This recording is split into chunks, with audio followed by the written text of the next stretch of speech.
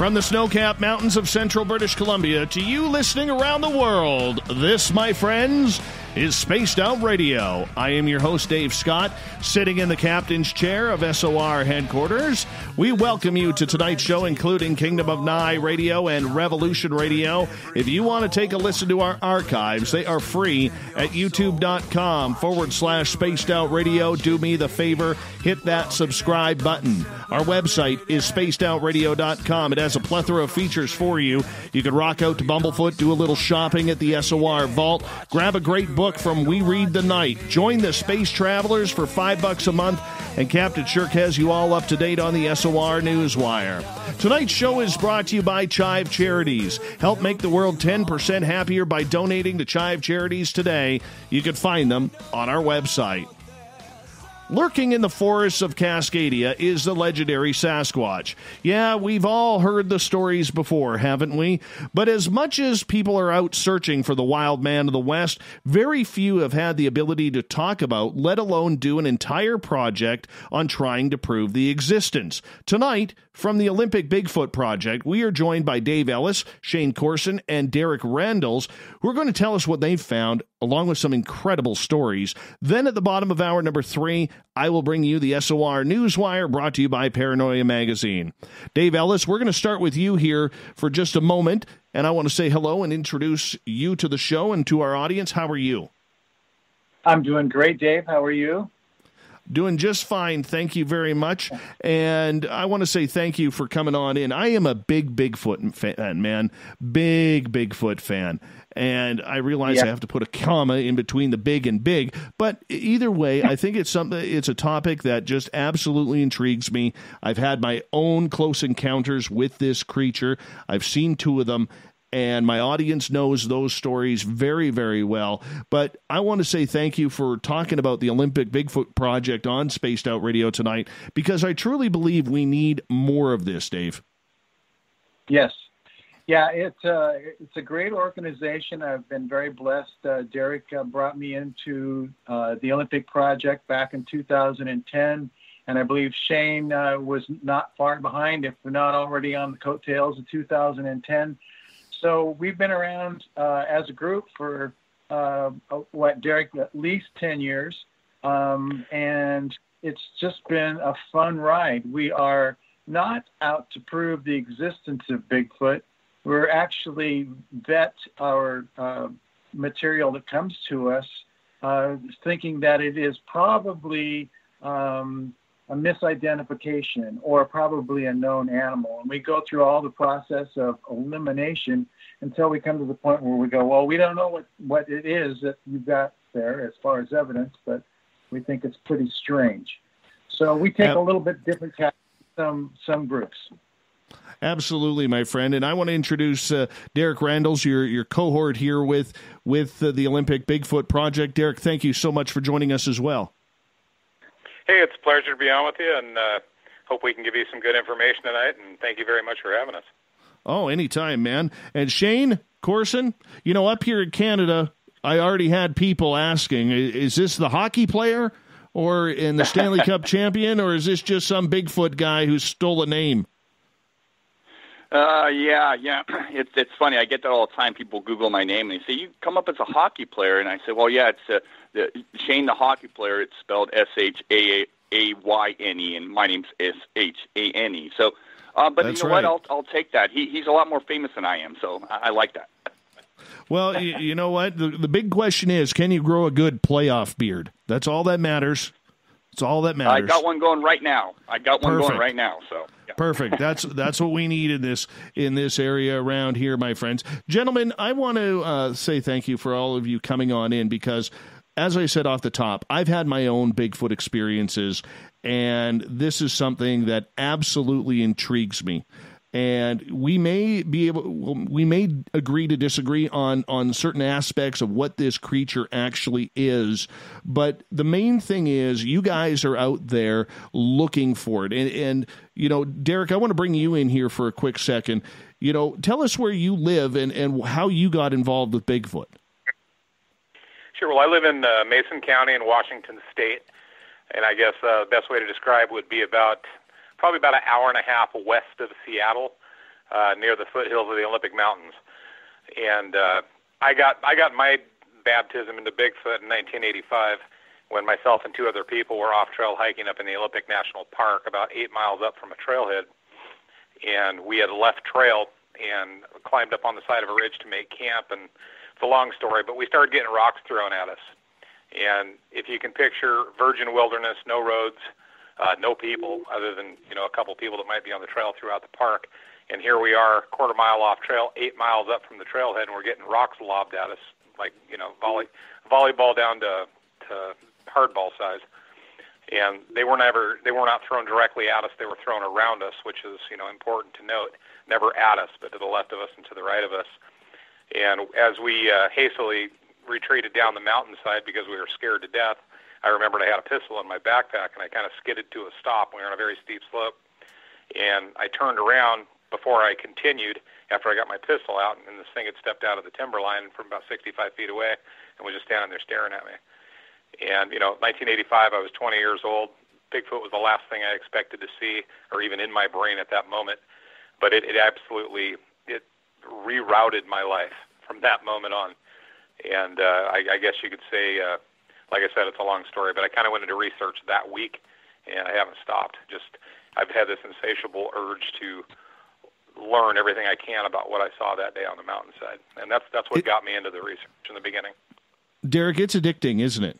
It really is. Like, for people who have never experienced, for people who've never experienced seeing a Sasquatch or anything strange, I mean, when you are literally within feet of something that is 7, 8, 9 feet tall, 300 to 500 pounds, hairy, and your eyes cannot comprehend what your brain is trying to figure out, and your eyes are bug-eyed.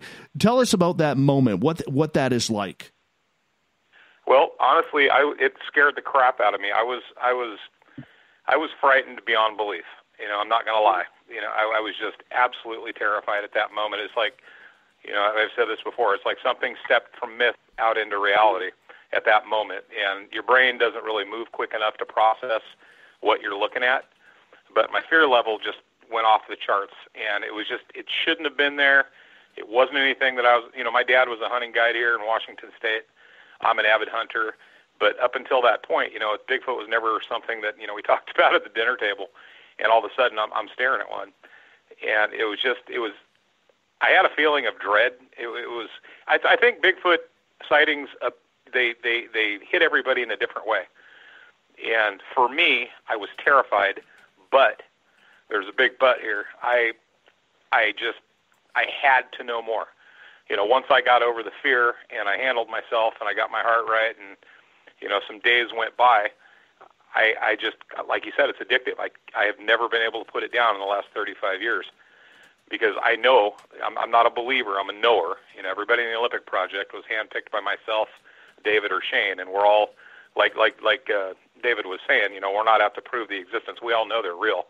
We're out to learn as much about them as we possibly can, and that's the addiction that got me. And it does affect the way I feel every time I walk into the forest to this day. But they don't, in my opinion, have a giant history of taking humans out. I think it can happen and has happened, but I don't think it's something they naturally do. So, I've gotten by any fear that I've had, and I'm comfortable in the woods. But it's always there. It's always in the back of your mind. But no, it terrified me, but it also sent me on a journey, and the journey's been amazing. I've got to meet some of the best friends of my entire life. These two guys on the phone right here, they're brothers, and we have a great time out there, and I think we're doing it for the right reasons, and we're having fun. Shane, I want to bring you in here because you got the nice beard of the group. And anyways, how did you get started in this, and why do you believe that Sasquatch is out there? Yeah, well, so I was born in Scotland. I moved over to the States in 93, moved to San Diego, California in 93. Growing up, I was very much involved in cryptozoology. I was also involved with paleontology. I loved dinosaurs and stuff. So it was kind of a natural fit when I moved over here in 93 to keep pursuing it via reading books and watching TV shows. It wasn't until about 97 that I actually started getting out in the field and researching. And I started going all around Southern California, checking out old reports, some newer reports. I started going through the San Bernardinos and SoCal. Eventually, I landed up and venturing into Yosemite quite frequently. And in all those years, I really never found anything significant. I talked to a lot of interesting witnesses over those years. And fortunately, later on, I managed to, I met my wife, who was from Oregon, and she wanted to move back to Oregon. And so in 2008, I moved to Oregon and really thought I was in the bed of, the hotbed of stuff, and started doing a lot more solo active research. Though I was following many individuals online and TV shows, I never actually was working with anybody. But from 2008 to 2011, I was doing a lot of stuff around Mount Hood and different areas. Well, in 2011, August of 2011, I was on a remote backpacking fishing trip, and two of my buddies and I, we got a 2-night encounter with Sasquatch that solidified the existence for me, where we had rock thrown at our camp, tree knocks, very aggressive in nature. The second night is when I actually saw the thing at 2 a.m. outside of our camp. That solidified the existence for me that Sasquatch was a real thing. And though it scared me at the time, it freaked me out, like Derek would tell you, it set me on a path. And I've been going at it hard ever since, knowing that these things exist. And I've just been trying to understand how and the why as to everything that they do. And I eventually met up with Derek Randles and David Ellis and joined the Olympic Project. And so it's been a learning curve for me, because back in the day, I thought I was conducting proper research as a solo investigator.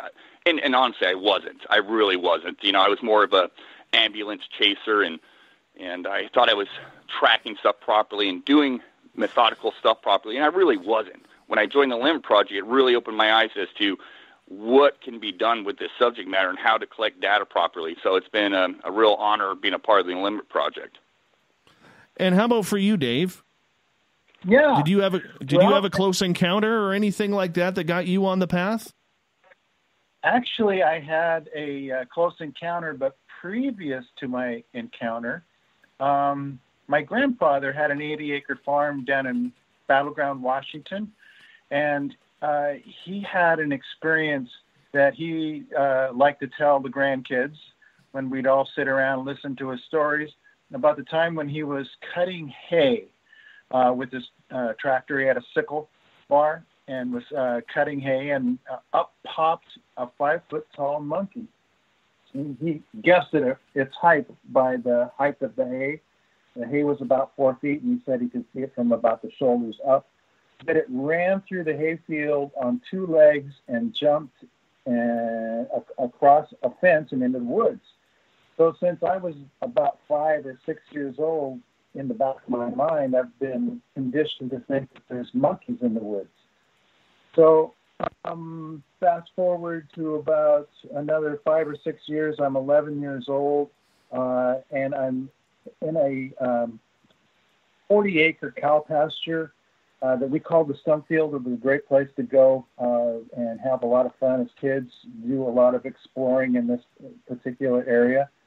And as we approached a fence line, I noticed that trees were shaking, and they weren't just little trees. These were like 25, 30-foot tall alder trees, and they were really swaying to beat the band.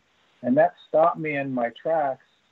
And then the next thing I saw was, I thought something was falling out of the trees, but actually limbs were being ripped off at about 12 to 15 feet off the ground. And so everything was very, very confusing. And then it let loose a scream that I later described to my parents as a combination of a lion roaring and elephant trumpeting at the same time. I was emphatic that it was 2 sounds combined into one. And since then, I've actually heard 5 or 6 different witnesses describe that very, very same sound. And I was pretty sure that it was a Sasquatch later in life, not necessarily then. But I did have a chance to relay the story in a library class, and the librarian came up to me a little later, tapped me on the shoulder, and started grilling me, asking me questions. Maybe did I really see something that I had forgotten about, or what was going on? And she said, I think I have a book for you that you might like to read. And my experience happened in 1963, and this book was written in 61. It was Abominable Snowman Legend Come to Life, written by Ivan Sanderson. And if you're not familiar with who he is, he actually broke the Patterson-Gimlin story in Argosy magazine, making that pretty much famous.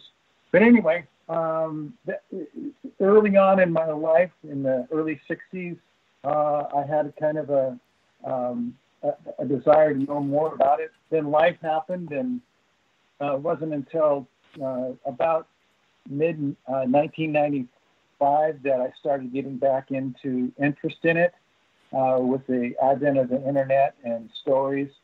And then I just decided I needed to get involved. But yeah, I had several experiences while out on expeditions. I have seen something that was at least 4 feet wide across at the shoulders and had maybe a watermelon-sized head.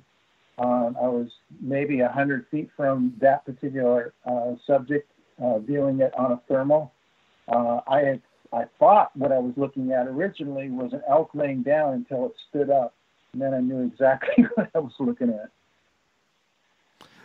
You know, it takes an impassioned experience to try and get you into this, gentlemen, and yet there are so many people searching for this creature whom claim they have never seen it before. They have found evidence, they have found trace samples of whatever it may be.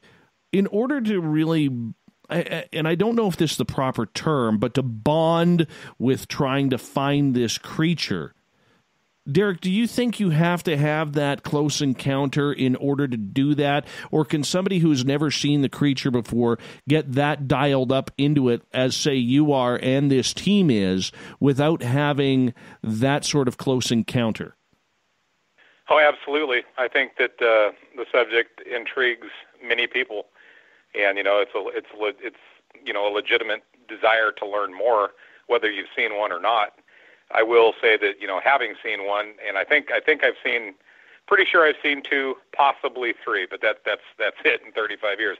I've been around them multiple times, but one sighting for sure, a very possible sighting, and then maybe.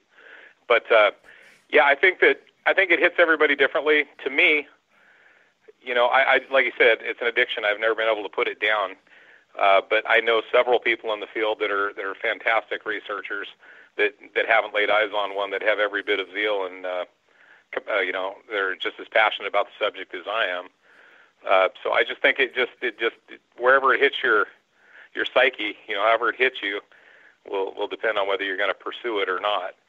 Whether you've seen one or not. Like I said, I know several researchers that are very good researchers, very good people that haven't seen one, that are just as enthralled with the subject. Number 360-277. We seem to have lost the other guys here, so I'm trying to get them back here. It's just you and me right now. I don't know why okay.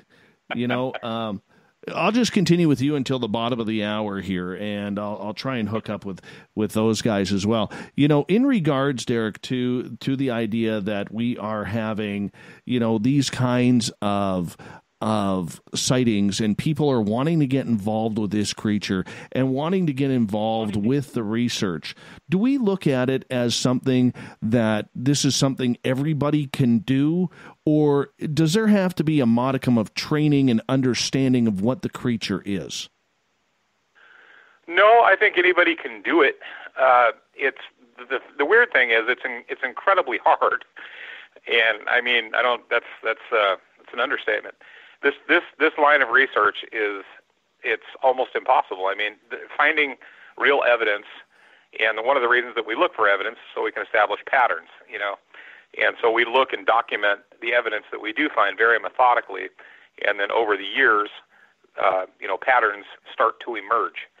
And what we're trying to do basically is put enough patterns together to where we can maybe at some point get into predictability, which I think we're approaching that very rapidly with the Olympic project here. But no, I probably didn't answer your question very well. Can you run that by me one more time? Well, just in regards to the idea, can anybody do this, or do they need to be doing a little bit more of home research before entering the field? Well, yeah, I think anybody can do it. But one of the things at the Olympic Project, we do have these events, these trips, or you can call them expeditions or whatever you like. But they're not like your general expeditions that a lot of these Bigfoot organizations throw. Ours are learning expeditions. They're for enthusiasts and researchers that are trying to kind of sharpen their skills a little bit. And the very first thing, one of the things that I do is I teach wilderness survival and facing predators and backpack preparedness and things of that nature. So I really stress hard to anybody that comes into contact with us or works with us or goes out with us is the very first thing you have to do is get very comfortable in the woods. And you have to get good in the woods, and you have to be safe in the woods, because if you're out in the woods and you lose your direction, or if you're out in the woods and you're uneasy about, being out in the woods, you're not going to do effective research on anything. If you're worried about where you parked your pickup truck, you got to have all your stuff in one bag. So one of the things that I teach and I stress to people is to be completely prepared, so you're calm, so you can be observant, so you can relax and do your research. And so I think that, yes, anybody can research, anybody can get into the subject. A lot of people that have had sightings don't want anything to do with the subject because it disturbs them so deeply, and I totally get that. But for people that want to get into it, one of the things that we stress first and foremost is being prepared, number one, to be out in the wilderness. You have to walk before you run. And just to get out and get into the field and learn. I teach everything from, everything that you put into your backpack to how to stay alive in any given situation. Just things that you need to have all that stuff in your toolbox before you can move to the next step of actually trying to research a plot of land or an area. Does that make sense? Yeah, I think it makes a lot of sense, and I think that when we get Dave and Shane back on the phone here during the break, I think we'll be able to break that down a little bit more, because I don't know if a lot of people, as we only got about 30 seconds, I don't know if a lot of people actually know what they're looking for or how hard it is to find a footprint. I thought I'm a pretty astute guy. You go out in the wilderness, man, and there are footprints everywhere, not of Sasquatch. That's correct. Right. But you have to know what the creatures in your area are. And Derek, I'm going to get you to hold on here, because we are going to go to break at the bottom of the hour here. The Olympic Bigfoot Project. We are talking about Sasquatch all night long here on Spaced Out Radio from the Olympic Project. We have Derek Randles, Dave Ellis, Shane Corson. What is Bigfoot? Opinion versus science. All of it and more coming up on Spaced Out Radio.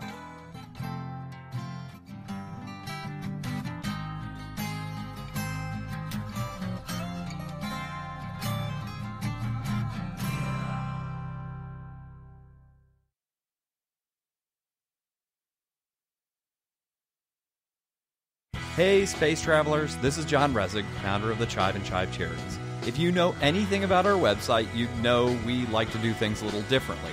We're not some faceless organization collecting money for a nebulous cause. Our donor dollars go directly toward life-improving items. Then we give those items directly to an underdog who needs it most. To become a donor with Spaced Out Radio's official charity, Chive Charities, just go to chivecharities.org/donate. From the heartlands of Canada to beards around the world, we know how to take care of you. Fill your follicles with the Mighty Moose Beard Oil. All our oils and balms are handmade and 100% natural ingredients because we care about your beard. And hey, use the promo code SOR2019 and get your Mighty Moose Beard Oil today. You can check us out on our website, mightymoosebeard.com.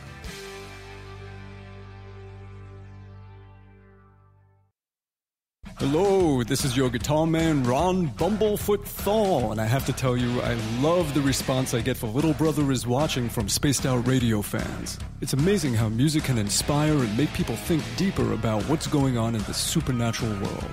You can head over to my website, bumblefoot.com, to check out my music, my guitar workshops, my touring, even check out some of the hot sauces that I'm working on. And make sure you keep on listening, because with Spaced Out Radio, you know Little Brother is watching. we're adding to the entertainment online for Spaced Out Radio. I'm Amber Beckrud, and I want to invite you to subscribe to our YouTube channel and check out Cryptid Tales, where I will take you on a journey into some of the strangest legends and lore from around the world, relaying the stories to you of the strange creatures and experiences that people have had throughout time. You can find Cryptid Tales at youtube.com/Spaced Out Radio. And while you're there, don't forget to check out our free archives and leave a comment. See you there. Hey everybody, the SOR Space Travelers is open. For just $5 a month, you can hang out with Dave and our crew privately in our members-only section. With your signing, you'll receive newsletters on what's going on with Spaced Out Radio. You'll have direct contact with the host during the show in our chat, live streaming videos, and a great forum for your posts and more. Become a space traveler now at spacedoutradio.com.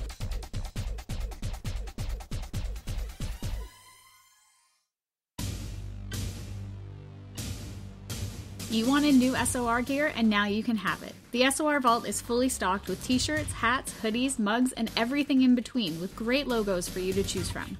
So head on over to spacedoutradio.com, click on the SOR Vault, and go shopping. Pricing is quite affordable, and you can look good representing your favorite show. So go to our website and pick up your new SOR wear at the SOR Vault today.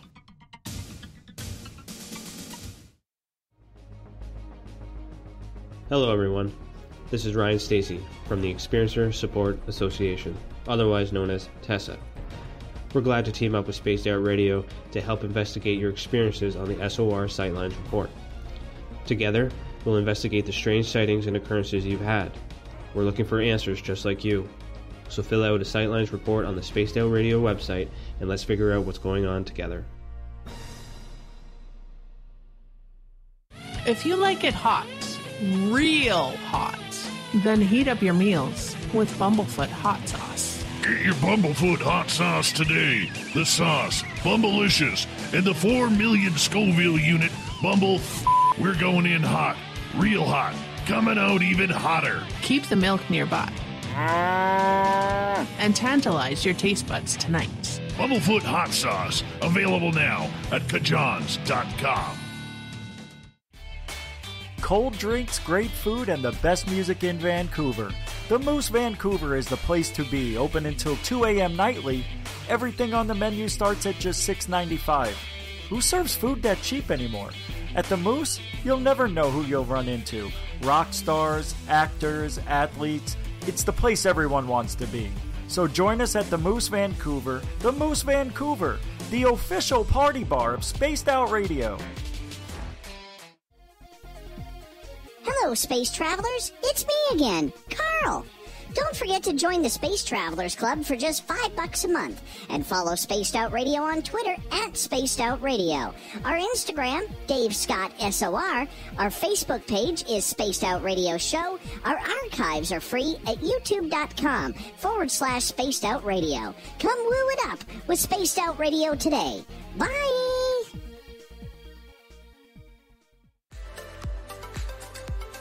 Are you looking for great advertising value for your company?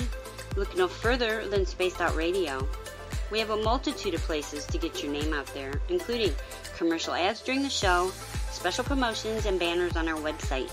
Our audience is proven to support the companies that support our show. We can make your budget work for you. So for more information, please contact us at sales@spacedoutradio.com. At spacedoutradio.com, we are keeping you up to date on all the news with the SOR Newswire. Captain Shirk leads the team that is bringing you the news of the day and exclusive stories on everything paranormal and supernatural. It's free to read, it's updated daily, and it's right there for you. The SOR Newswire is a one-stop shop for the news of the day. Check it out at spacedoutradio.com today. Visit purpleplates.com today. For over 40 years, the Purple Energy Plates have been delivering amazing results for their many customers. Inspired by the great genius Nikola Tesla, the harmony, healing, and energetic effects of the plates have proven over and over to be beneficial and often miraculous to thousands of customers. Check their site for daily specials and choose from their many energy products. You won't be sorry. Visit them today at purpleplates.com.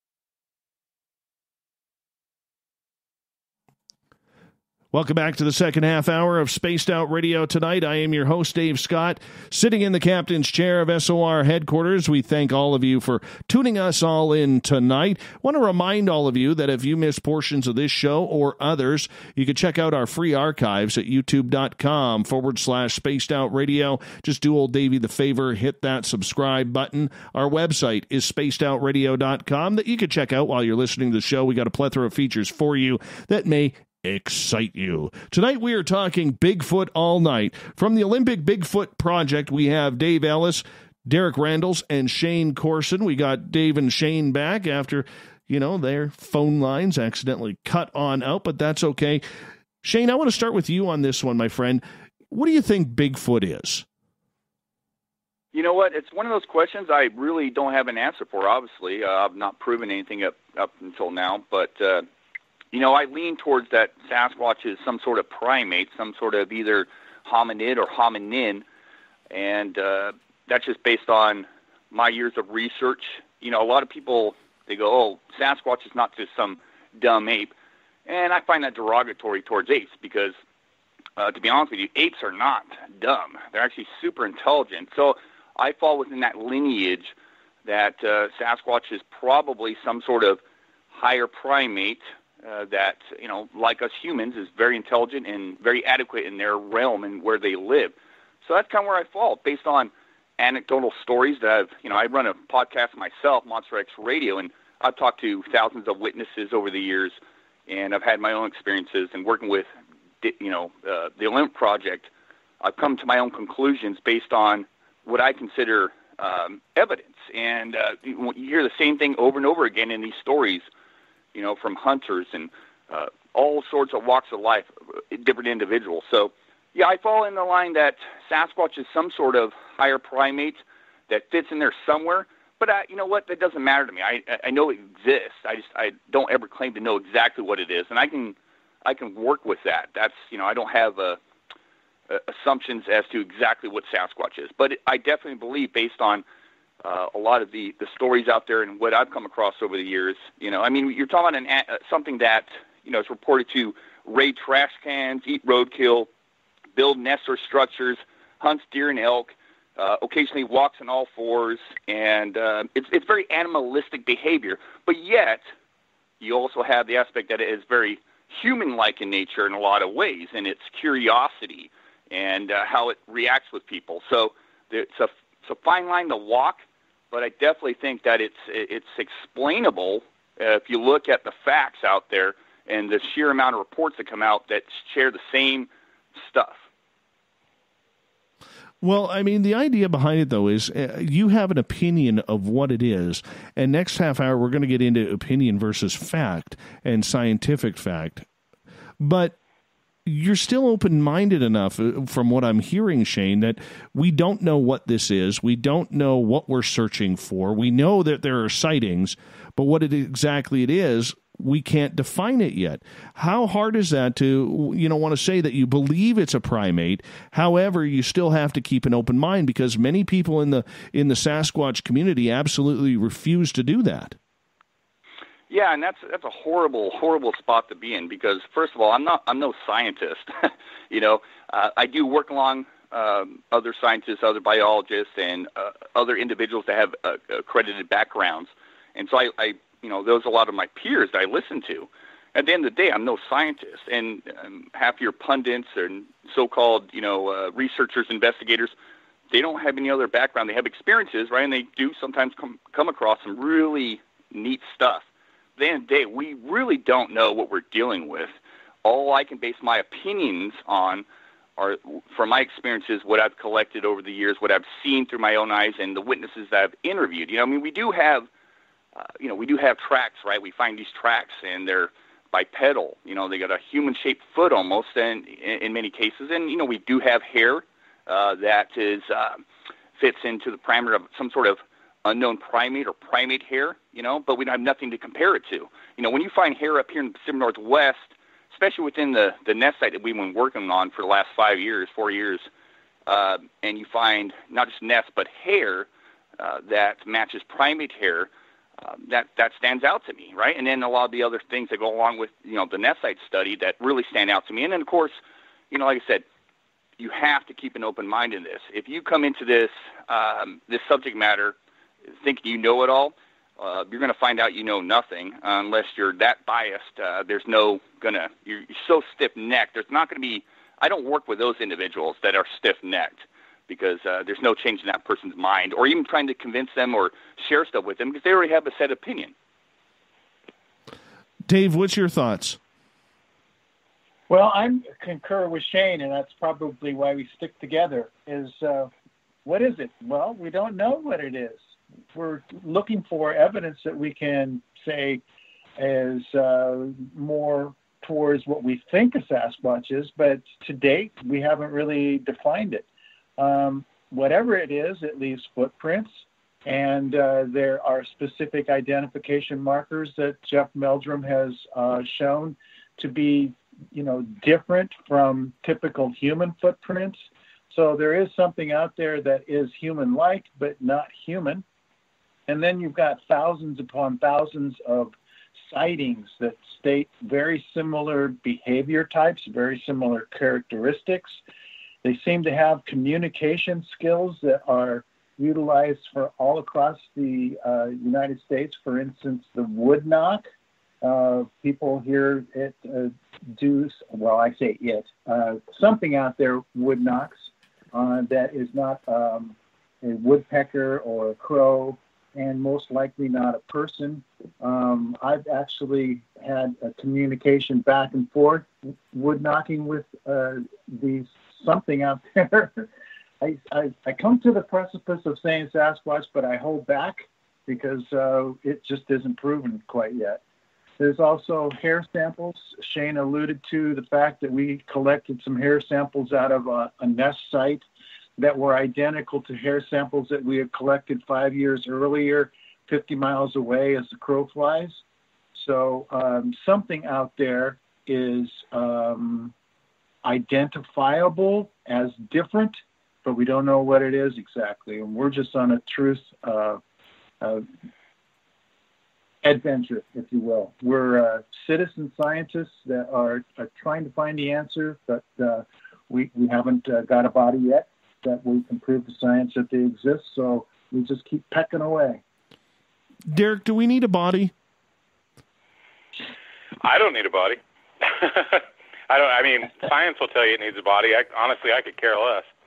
And I could honestly care less if this is ever proven or not. It really has absolutely zero to do with it for me. A body would verify things to science, but I'm in my thought process, I'm way past that, and I really honestly could give a crap whether the subject's ever proven or not. Like I said, I know they're real. I've seen one, and I've learned. There's a lot that I've learned in the last 35 years about these things, and I'm just now to the point in my life at 54 years old where I'm telling people, for years and years, people have asked me, what do you think about this? What do you think about that? And I've always just deflected the question because they're really tough questions to answer. But after this long of doing it, I do have a lot of the answers, at least in my mind. And I'm finally at this point in my life really starting to share. We just did a conference here recently where we did a presentation called Pacific Northwest Sasquatch, a Profile. And we outlined everything that we're pretty doggone sure that we know. And I think it was very informative. There was a lot of brains involved here in the subject to come up with this profile that we put together. But no, I personally, I don't think we need a body. Science wants a body. I could care less. It has nothing to do with how I feel about it. Once you've had that experience, okay, I can understand that because I have had some pretty strange interactions, in my time before I started up this radio show, and that's coincidentally the reason why I did, because I needed to find some answers for myself that I wasn't quite understanding to what I had experienced, including my Sasquatch sightings that I had. And so, I bring you back in here, Shane. When you hear Derek say that he doesn't need a body, he is very, very content with what he has learned from being around this creature and having his own personal experience. Is that what it takes? Because, yes, mainstream science wants that body. They want to be able to dissect it, figure out what it is, do whatever they do in a laboratory with it, with some sort of necropsy, I would assume would happen. But for you or for anybody out there, is it really necessary? Well, I'm going to reiterate what Derek said. For science, yes, it's absolutely necessary. I was listening to a show Matt Pruitt was on recently, the Bigfoot and Beyond podcast with Cliff Barrickman and Boba Fay, the good friends of ours. And Matt Pruitt, he said, if you're actively trying to prove the existence of Sasquatch, you have to play by science rules, right? So science does require a body. Of course, Matt Pruitt's with NOAC, and North American Wood Aid Conservancy, and they're actually trying to obtain that body. Good luck to them, and it's a difficult task. That's not what the Olympic Project is about, and I'm not bagging on anybody. Everybody's got their different endeavors, their different ideas, right? But at the same time, it's not what the Olympic Project is about. We know, for the most part, within our organization, we know Sasquatch is out there. We're just trying to collect data for that day of fruition. If Sasquatch is ever proven to exist, there'll be a huge amount of data available to science and to anybody willing to look at it, that they may learn something, so that they don't have to maybe possibly go out and get more than one body. But usually science requires not just one body. They require probably two bodies, right? So for science, yes. To prove the existence of Sasquatch, you're going to need something substantial, a body, a skeleton, and a skeleton, could be, it's vague there. You're probably going to need two skeletons. So just like a body, you're going to need two bodies, a male, female, whatever have you. We're not actually trying to do that. But yes, to answer your question, definitely science requires that. When we're out doing research and investigations in the field and whatnot, we're always looking for bones and different things that we may obtain. We get out there pretty dang deep in the woods. We cover a broad area up in the Olympics. It's a massive area with all sorts of nooks and crannies. You never know what you're going to come across. It makes it exciting when you're out there. It makes it a lot of fun. And fortunately, over the years, we've come across some really, I think, substantial stuff, some really exciting stuff, including the nest sites and possible thermal footage and other tidbits. But none of that's going to prove the existence of Sasquatch. Science does require a body.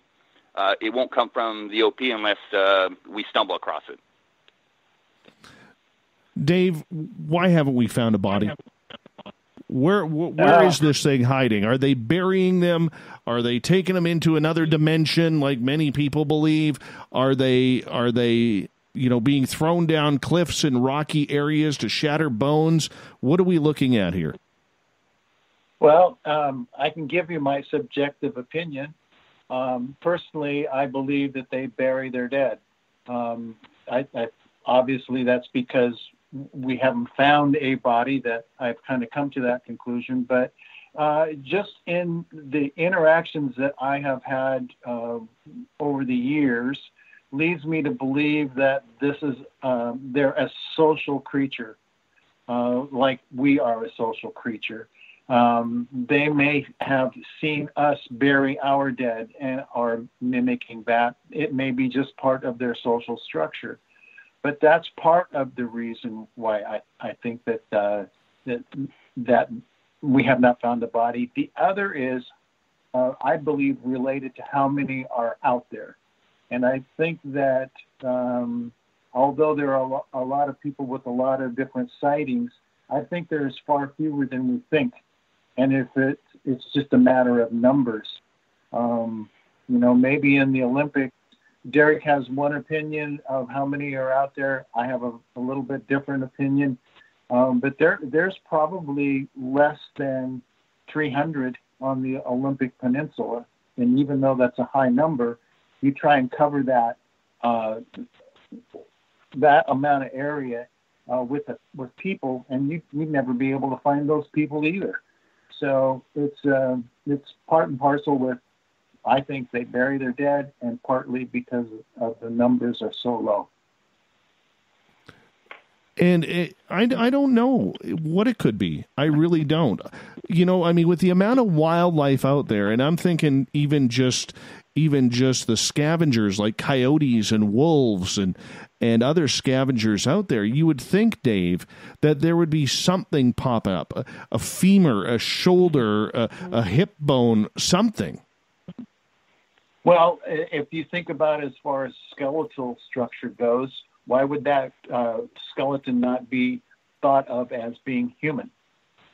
Maybe there's a size issue that would pop out, but maybe not. When somebody sees a femur bone, they say, "Oh, well, that's just a human femur bone."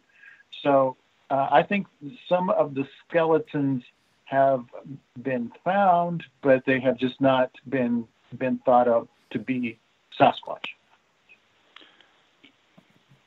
Derek, what's your thoughts? Well, one of the great things about the Olympic Project. Are you still there? I heard a beep. No, we're still going. Okay. One of the great things about the Olympic Project is we all have different opinions and different minds, and we collaborate and have a good time with it. But I'm coming from a little different spot. I think there's far fewer than that. I think, like I think Shane said or David said, it's a numbers thing. On the Olympics, if you were to take 100 miles by 100 miles and square it off, you're looking at the Olympics right there. But there is just an ungodly amount of territory there, and some of it's still unexplored. It's a very big mountain range, and it's a very what do you want to say? It's a younger mountain range, so the peaks are very dramatic, and the slopes are very, very steep, and the valleys are incredibly thick and timbered. I think that there's probably, if I was going to guess, I would think that there might be 20 to maybe 30 of these things in the Olympics. So if you start doing the math, and when one expires, the odds of finding any remains are just about impossible.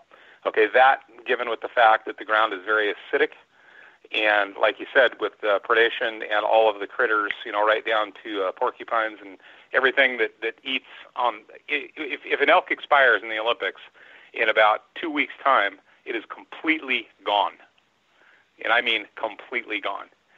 And I've witnessed this in lifetime many times. Elk, deer, and other animals that have died. That you kind of monitor them. Sometimes we've even cameraed them to get cougars on camera. But the bodies, they just go. They just leave. And I think that there's also a very good possibility that, like David said, that they do bury their dead if they're around when one dies. But even if they weren't, with the sheer numbers, I don't think that finding one is very viable. I just don't think it's going to happen. I think that you're going to find a needle in a haystack quicker. Because not only that, but like I said, I've been a wilderness guide here for quite some time in Washington. I know a lot of guides here, and I know a ton of hunters. I know of maybe 2 people that have found a bear that have died by natural causes. I have yet to meet anybody that's ever found cougar remains other than being shot by a hunter. And there's a lot of cougars here. There's a whole lot of cougars here. So I just think by sheer math alone, finding the remains of one are just an incredibly steep order. And if I could jump in real quick here, I just want to mention that you're also asking somebody to recognize what they're looking at. I mean, there's not that when you're hiking in the woods or out in the woods, there's not that many individuals out there that can recognize what they're looking at. They'll see a bone, and I've done it myself. We recently, 2 years ago, we're looking for a missing kid, and I came across a bone in a river. And looking at the bone at first, I didn't realize what it was. Having picked it out of the river and looked at it close, I realized it was an elk pelvis. And so when you're out there and you do come across bones, which I think people have come across, maybe possibly, I mean, who knows, but maybe possibly Sasquatch bones, how do they, without a skull, because the skull is usually the first thing to go missing, it just disappears, but if you don't know what you're looking at, you're just going to pass it off as an elk, a deer, a cougar, a bear, whatever. So it's about recognizing that fact that people don't really know what they're looking at when they're in the woods, regardless of what they're looking at. That's a good point. Well, and that's a tough one too. I mean, you know, there are so many people now starting to investigate nature, and you know, they go hiking, they go trail walking, they go find some lost lake to go fishing.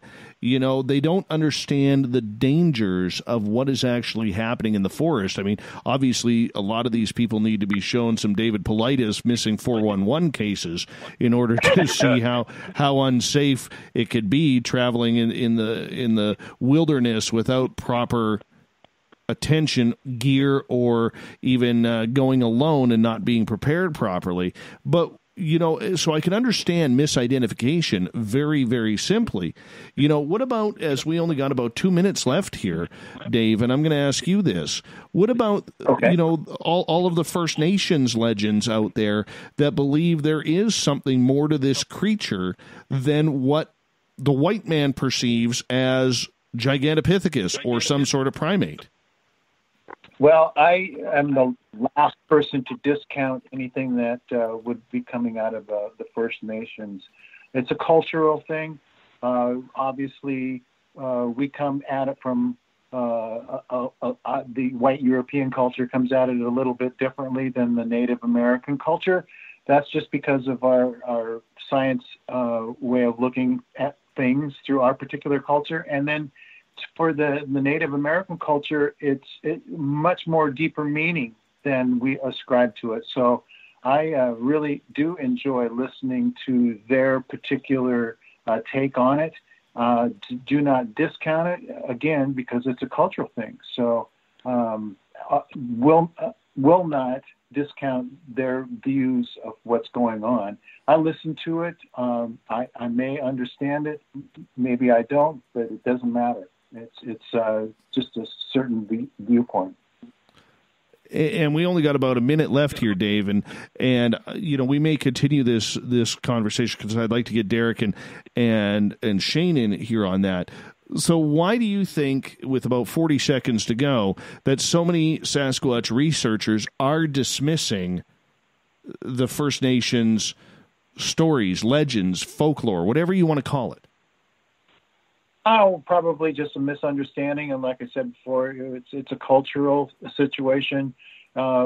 People want certain people want to define things and through a scientific viewpoint, and the Native American culture says that's not necessarily the way we approach this.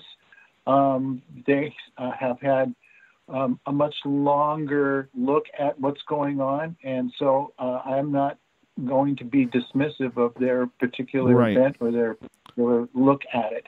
So we're newcomers to this, so that is true. You know, maybe give us some time, and we'll come. Well, let's continue this talk after the break tonight, because we're going to go to break here right now at the top of the hour. We have Dave Ellis, Shane Corson, Derek Randles, all from the Olympic Bigfoot Project down in Cascadia. Yeah, more Bigfoot talk coming up on Spaced Out Radio right after this.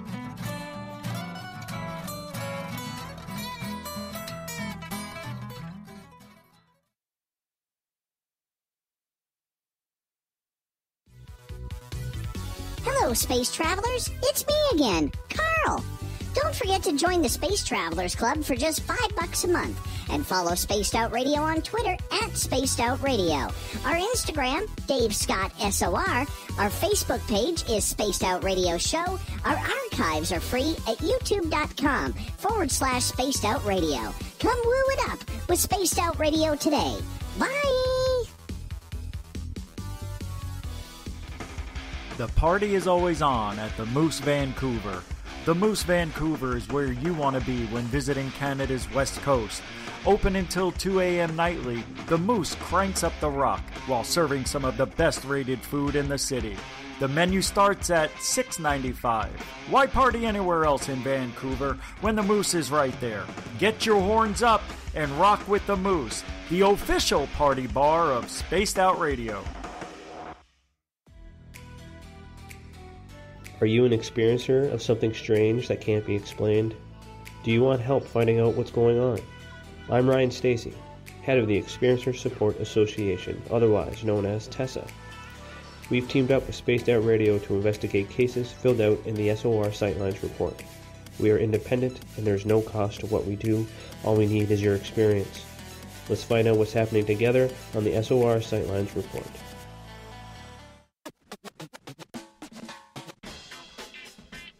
The SOR Vault is open for business, and do we have some cool swag for you to pick up? All you have to do is head over to our website and click on the SOR Vault. You have a variety of cool logos to choose from, and put them on anything you want. T-shirts, hoodies, hats, coffee mugs, you name it, we can get it to you. So do your shopping by supporting the store you love. Get your Spaced Out Radio swag at the SOR Vault today.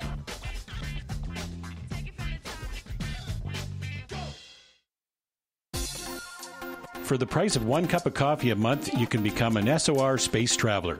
The Space Travelers Club is a place where you can interact with other listeners, either live during the show or on our great forum. We want your stories, pictures, comments, and ideas.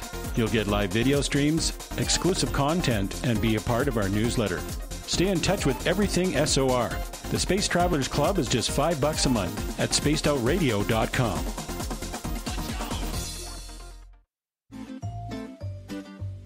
Looking for creative ways to get your company out in the public? How about advertising on Spaced Out Radio? Our sales department is waiting to hear from you, and we can work around any budget. From commercial spots to banners to special promotions, there are many opportunities to get your name and product out to our SOR listeners. For a price guide and more information, please contact us at sales@spacedoutradio.com. I'm feeling a little spicy tonight. What to do? What to do? Why not get Bumblefuck? 4 million Scoville units of pure hard rock. Bumblefoot hot sauces come in 3 flavors. The burning Bumble. Tone it down a bit with Bumblicious and throw the sauce on everything. Spice it up. Bumble me, baby. Bumblefoot hot sauce. Get it today at kajans.com. Visit purpleplates.com today. For over 40 years, the Purple Energy Plates have been delivering amazing results for their many customers. Inspired by the great genius Nikola Tesla, the harmony, healing, and energetic effects of the plates have proven over and over to be beneficial and often miraculous to thousands of customers. Check their site for daily specials and choose from their many energy products. You won't be sorry. Visit them today at purpleplates.com. Hi there, this is Geraldine Orozco from San Francisco's Bay Area Meditation. I invite you to join me the first Tuesday of every month with Dave Scott for Spaced Out Radio's The Spiritual You. In this fast-paced world we live in, it's time for you to take some time for you. We'll cover every possible subject from powerful meditation to healing techniques to your own intuition and spirituality. So come join us for The Spiritual You.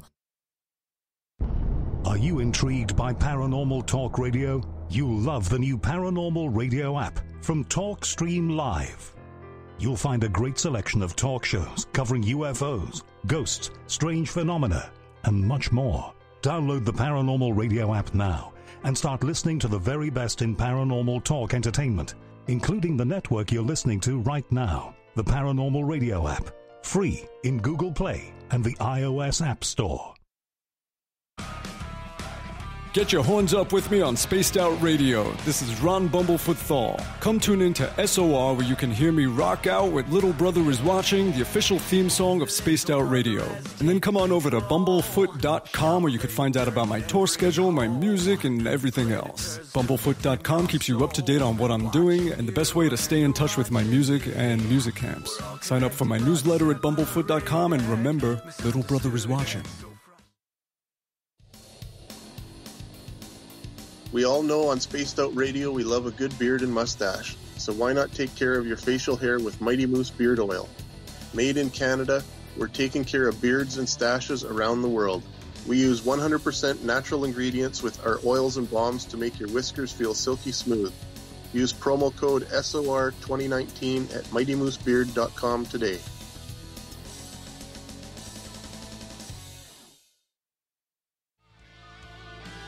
A little bit of science, a little bit of skepticism.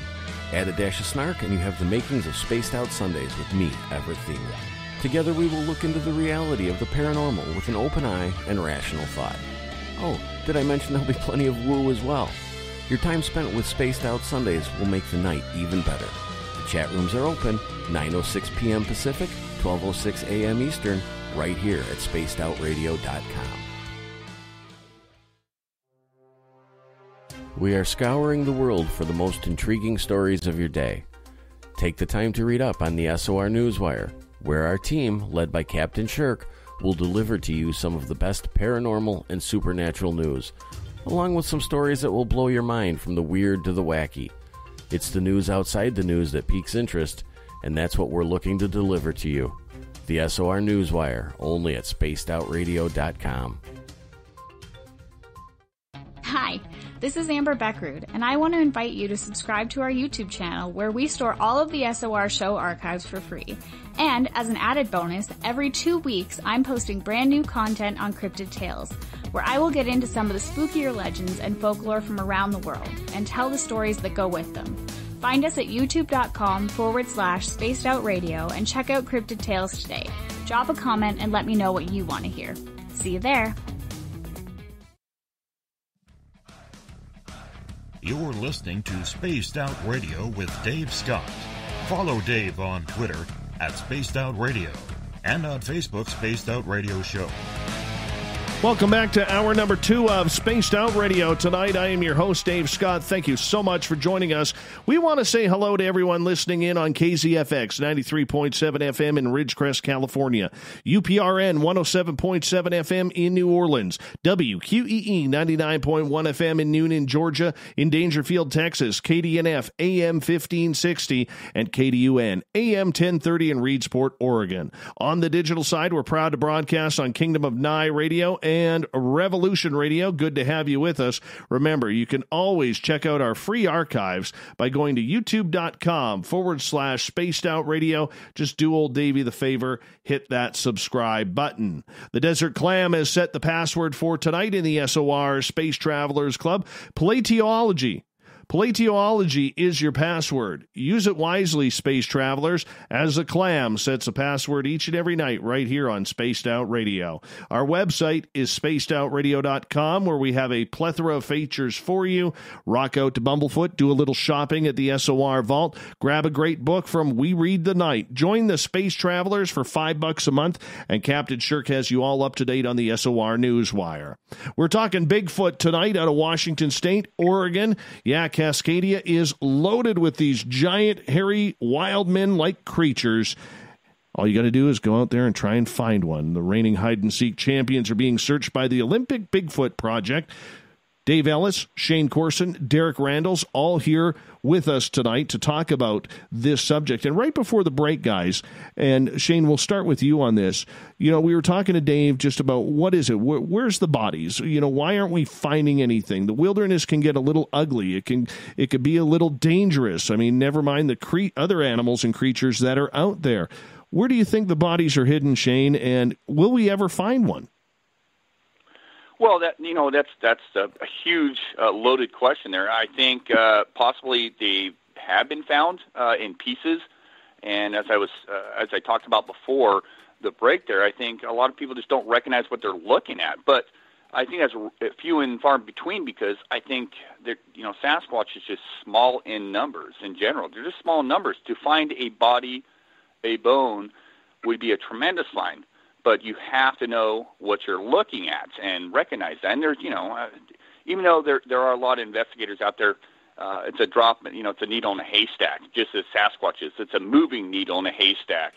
And so to find a body, like a lot of critters, a lot of animals, when they go out to die, they don't want to be bothered, whether they're elderly or sick. They don't want to be bothered, so they're going to find the deepest, darkest crevice, remote area to die. Now, whether Sasquatch buries bodies or what, I have no idea. But I can assume that they possibly, if they're a solo individual or whatnot, that they will probably go die peacefully in the deepest, darkest region, and then that body will disappear. But I think over the years, people have found stuff. They just don't recognize it, and that's unfortunate. And they don't collect that stuff. for science. Why would they? They had no reason. They come across some bones and, oh, that's interesting, or it's not interesting to them. So, whether Sasquatch buried bodies, I don't know. I think really it comes down to the numbers game once again, that there's just that few of Sasquatch out there, and most people, quite honestly, don't get off trail. We're humans by nature, right? So we stick to trails for the most part. Of course, the Olympic Project, we're all about getting off trail and always look that may be a substance to collect.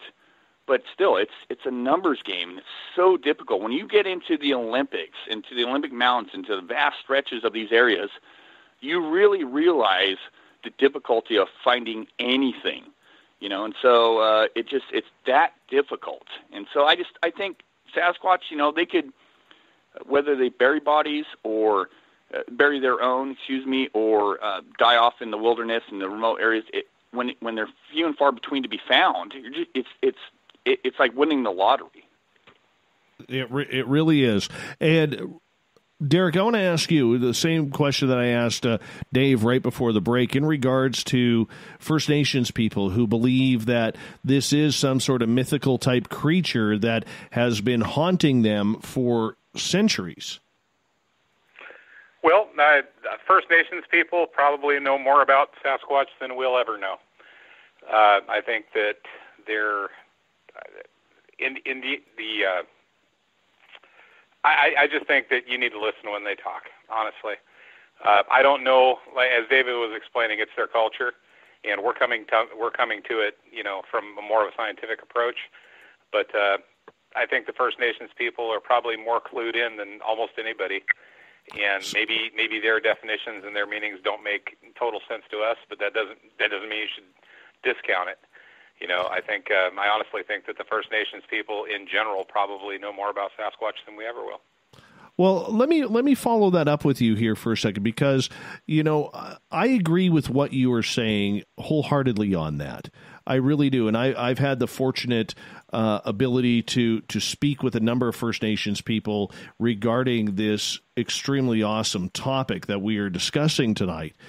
Why do you think, then, so many Sasquatch researchers, whether they're friends of yours, friends of mine, or whomever, because this is a small community, that we absolutely refute any sort of potential evidence that this culture has? I mean, to me, and maybe it's my opinion only, I think it's quite insulting the way that we have gone about looking for this creature, and not even considered, or many people have not even considered, what the First Nations actually bring to this topic with knowledge.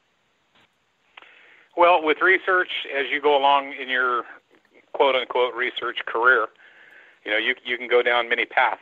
And I've been down a few different paths, and they've all kind of shaped me to where I'm at now.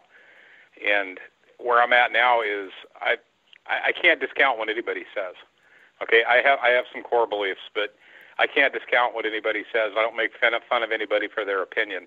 There are a lot of people that do. But one thing I think that you will see is more of an insurgence now of people looking, into different areas other than science for answers. And it's a really tough subject. Everybody evolves. I've evolved completely in the last 35 years. Like Shane says, you go in the woods looking for answers, and you come out with more questions. You just. But is it ego?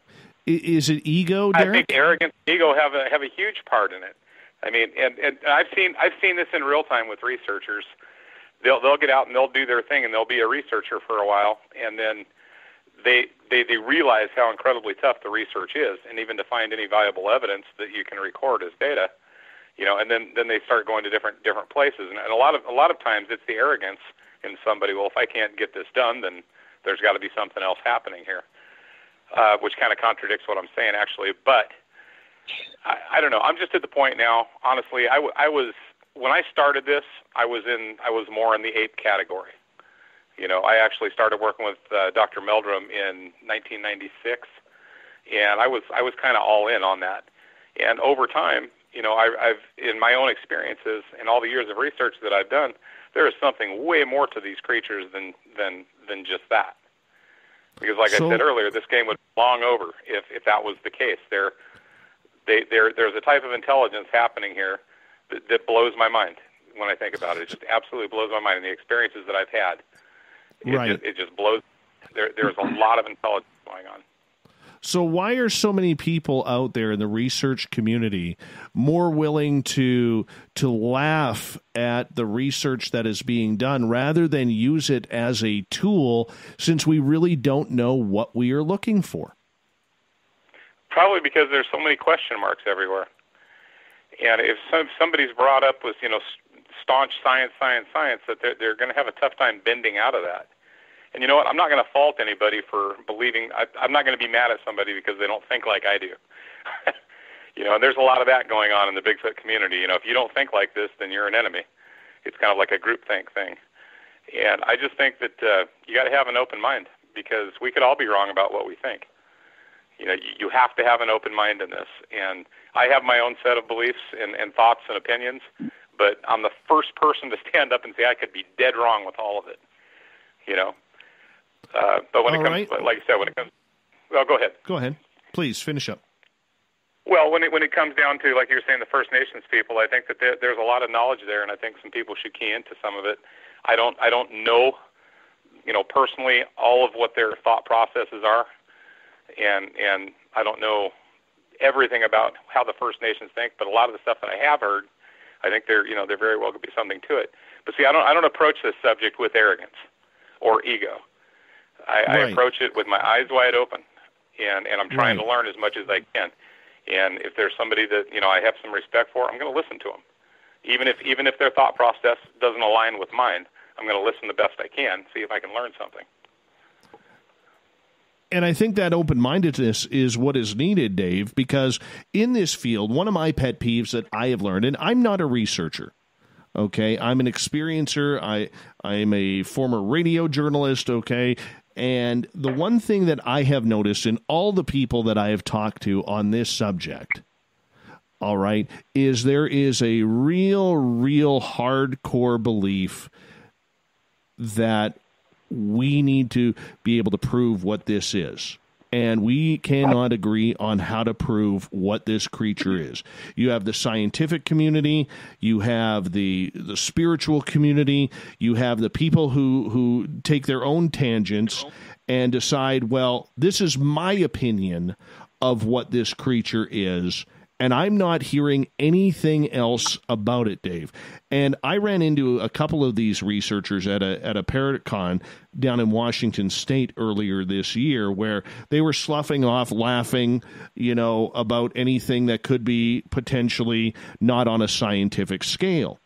And the one thing I've noticed in listening to a lot of people talk about this is we have a lot of opinion that is hidden behind the word science.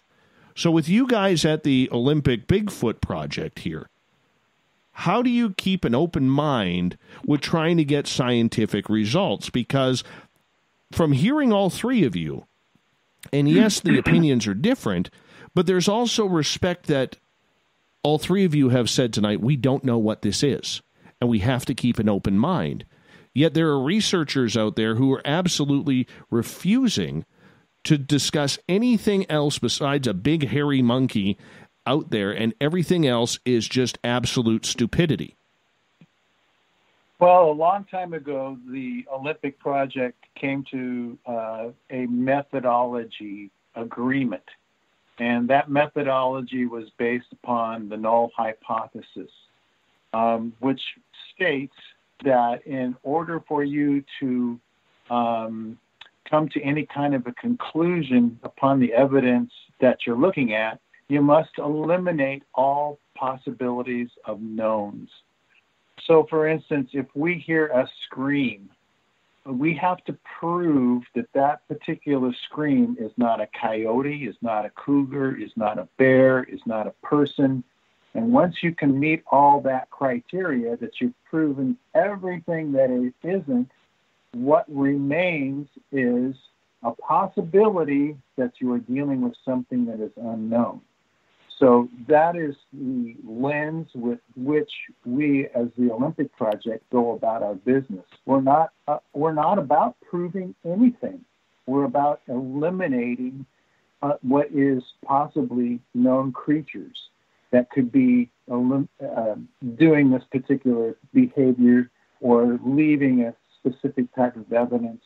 As far as footprints, you have to prove that it's not a human footprint. You have to eliminate that through all sorts of different ways of vetting. The same with any evidence that's collected. It goes through that lens of the null hypothesis, if that helps.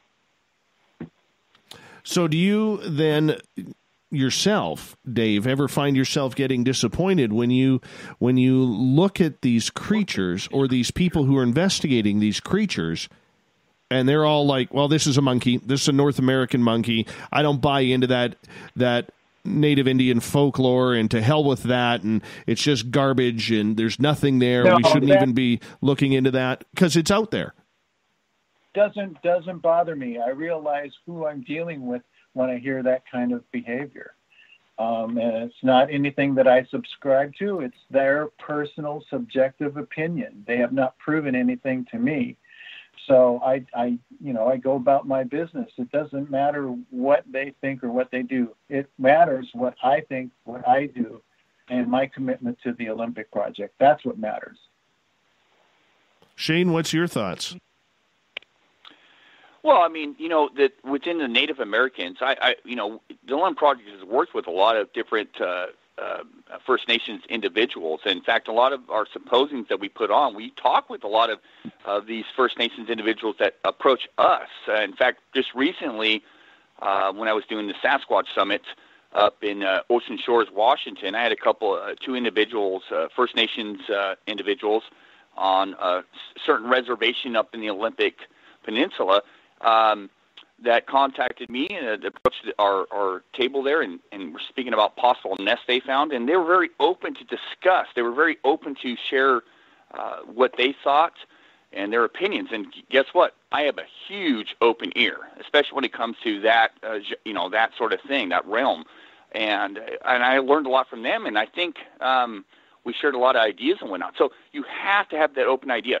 At the end of the day, opinions are, what? Everybody's got one. The proof's in the pudding. True. The proof is in the pudding. And so it's, what are you doing to bring to the table? I don't worry about what anybody else is doing. I really don't. I value certain individuals, certain organizations out there, but I just don't take it to heart, because I'm more worried in what I'm doing. What am I bringing to the table at the end of the day? What does the Olympic Project bring to the table at the end of the day? And that's where, my heart is. And so listening to individuals and hearing what they're saying, and then maybe you can, learn something from them. That's what it's all about. I'll tell you, when it comes to this subject matter, like I said before, everybody's got an opinion. There are no experts. There are individuals in this field that have academic backgrounds, that have certain expertises, whether they're an expert tracker, they're a biologist, they're just a hiker, but nobody knows exactly anything about Sasquatch. And so you have to have that open ear.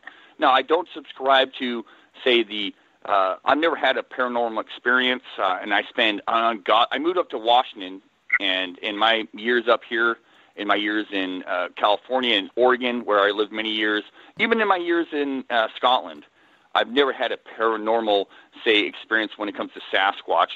And so I can't subscribe to that because I've never had that experience. I can't rule that stuff out.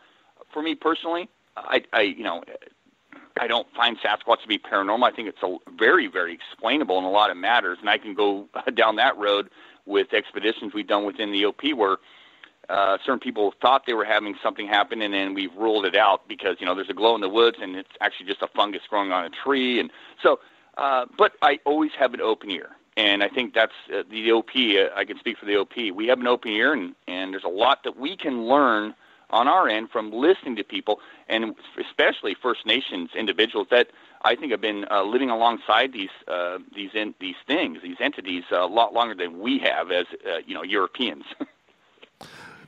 Derek, in regards to what Shane said about not caring about the opinion, I can highly respect that. Okay, but from an outsider's perspective, because you guys don't know us, we don't really know you. We're all learning about each other tonight. In regards to how your research works and what we all believe, so on and so forth. Does it not give you guys as researchers a black eye or make you cringe a little bit when you hear people so matter of fact eliminating evidence before they've even researched it? Yeah, I mean, honestly, I'm not as in tune to that as a lot of people are. This is going to sound kind of funny, but when I started my research career 35 years ago, you go through different phases of it. And then 35 years later, I'm at the point right now where I'm not going to worry about what people think about me, and I'm not going to worry too much about what people think on their own.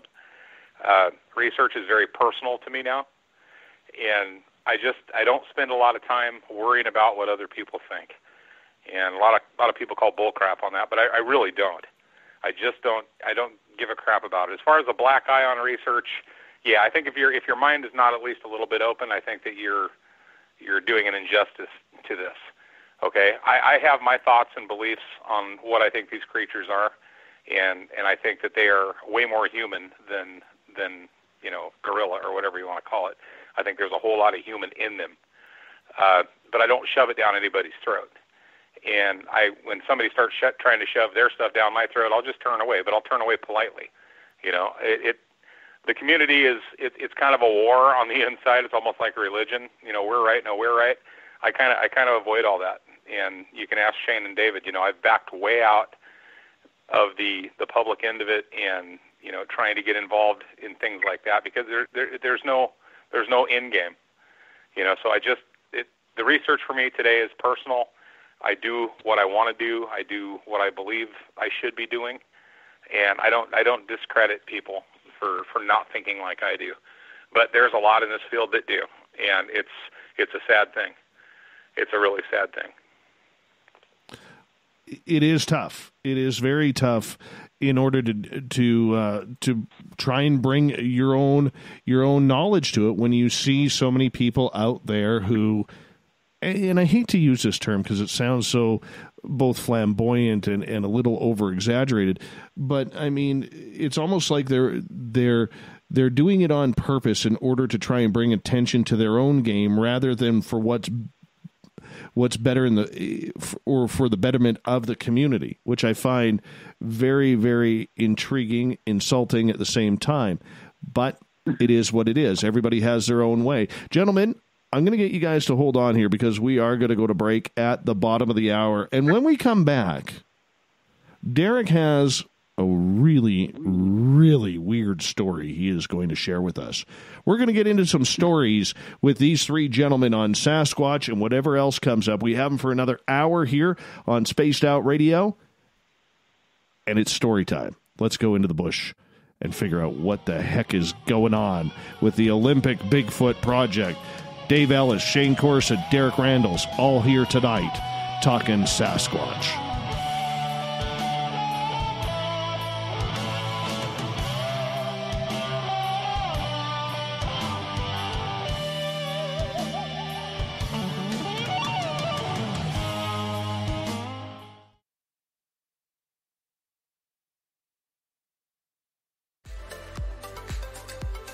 Are you looking for great advertising value for your company?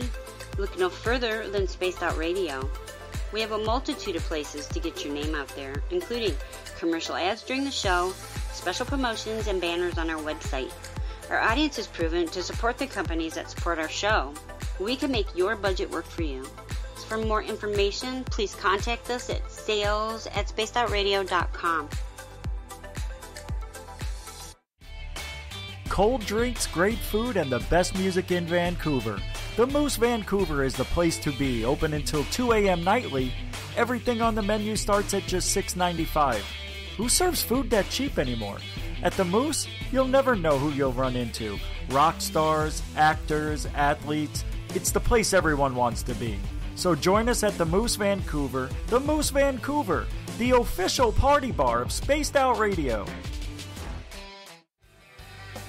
From the heartlands of Canada to beards around the world, we know how to take care of you. Fill your follicles with the Mighty Moose Beard Oil. All our oils and balms are handmade and 100% natural ingredients because we care about your beard. And hey, use the promo code SOR2019 and get your Mighty Moose Beard Oil today. You can check us out on our website, mightymoosebeard.com.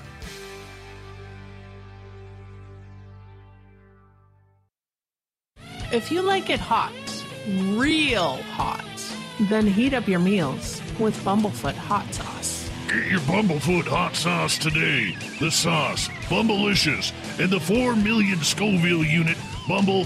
We're going in hot, real hot, coming out even hotter. Keep the milk nearby and tantalize your taste buds tonight. Bumblefoot hot sauce, available now at kajans.com. Hey everybody, the SOR Space Travelers is open. For just $5 a month, you can hang out with Dave and our crew privately in our members-only section. With your signing, you'll receive newsletters on what's going on with Spaced Out Radio. You'll have direct contact with the host during the show in our chat, live streaming videos, and a great forum for your posts and more. Become a space traveler now at spacedoutradio.com.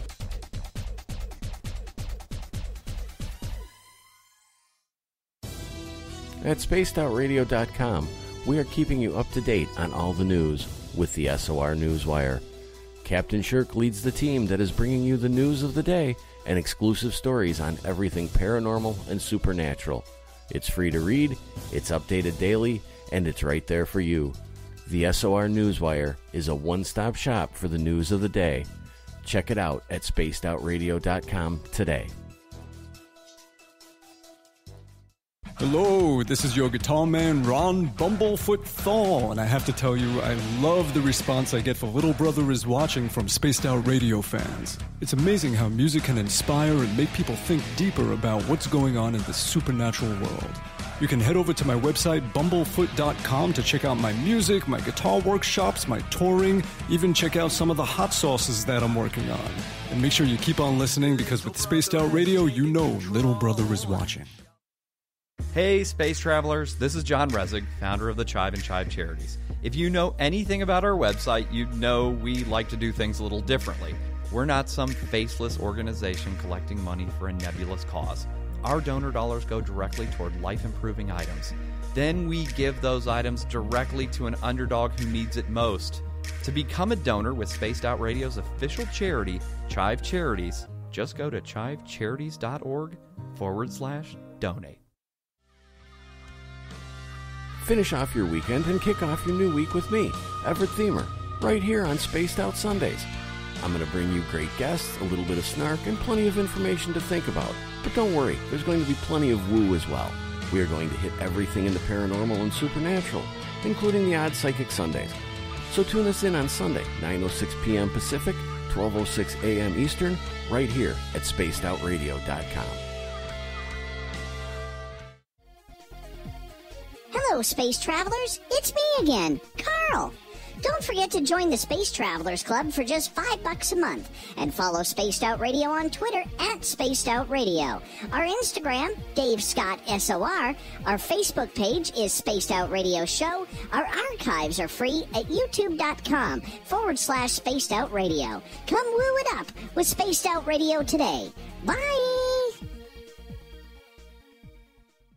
We're bringing you something new to the documentary world. Beyond the Spectrum will take you on an historic tour of topics like no other. Sasquatch, UFOs, government secrecy, and more, keeping you on the edge of your seats through the eyes of legendary truth seekers like Steve Bassett, Richard Dolan, Dr. Jeff Meldrum, and Jack Casher. Head on over to Amazon Prime or Tubi TV and check us out. Please leave a comment for the filmmakers on their film's Amazon page. We're adding to the entertainment online for Spaced Out Radio. I'm Amber Beckrud, and I want to invite you to subscribe to our YouTube channel and check out Cryptid Tales, where I will take you on a journey into some of the strangest legends and lore from around the world, relaying the stories to you of the strange creatures and experiences that people have had throughout time. You can find Cryptid Tales at youtube.com/spacedoutradio. And while you're there, don't forget to check out our free archives and leave a comment. See you there. You wanted new SOR gear, and now you can have it. The SOR Vault is fully stocked with t-shirts, hats, hoodies, mugs, and everything in between, with great logos for you to choose from. So head on over to spacedoutradio.com, click on the SOR Vault, and go shopping. Pricing is quite affordable, and you can look good representing your favorite show. So go to our website and pick up your new SOR wear at the SOR Vault today.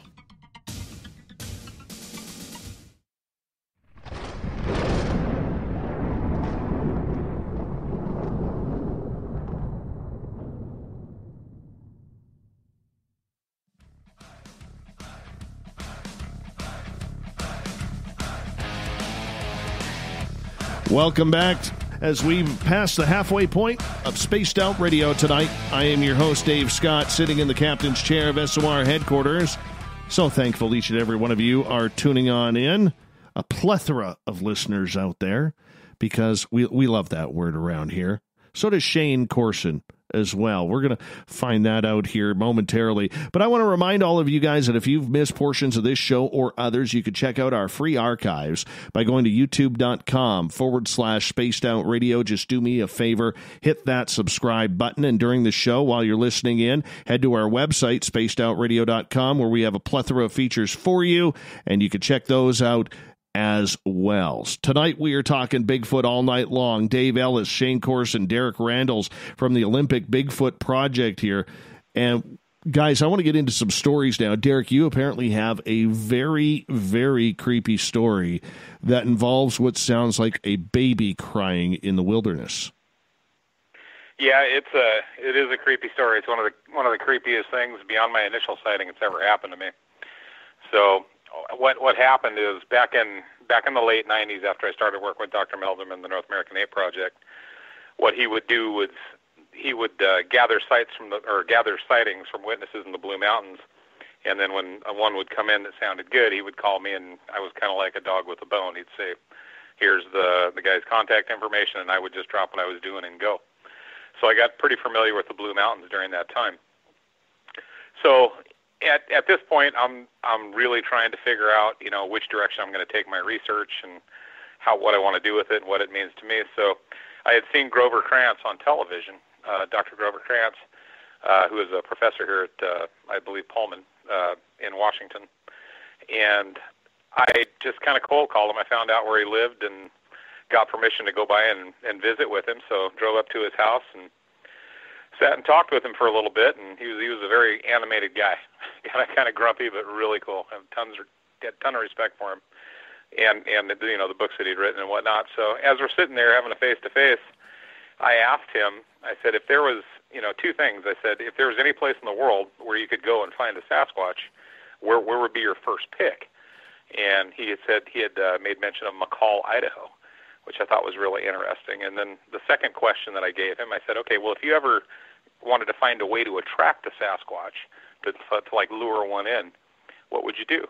And he just kind of giggled, and he goes, well, I always thought it'd be kind of fun to try a baby crying to see if that would, lure one. And man, my wheels started spinning. So the visit was over, and I went home, and at the time, my 23-year-old was a baby at the time. And so I got this brilliant idea, I thought at the time, to make a loop tape of my son crying. So I did, and did it on a cassette, back in those days, a cassette recorder, and made a loop tape of my son crying. And it just looped and looped and looped and looped. So anyways, from doing the research in the Blue Mountains, there were a couple spots that were very intriguing to me.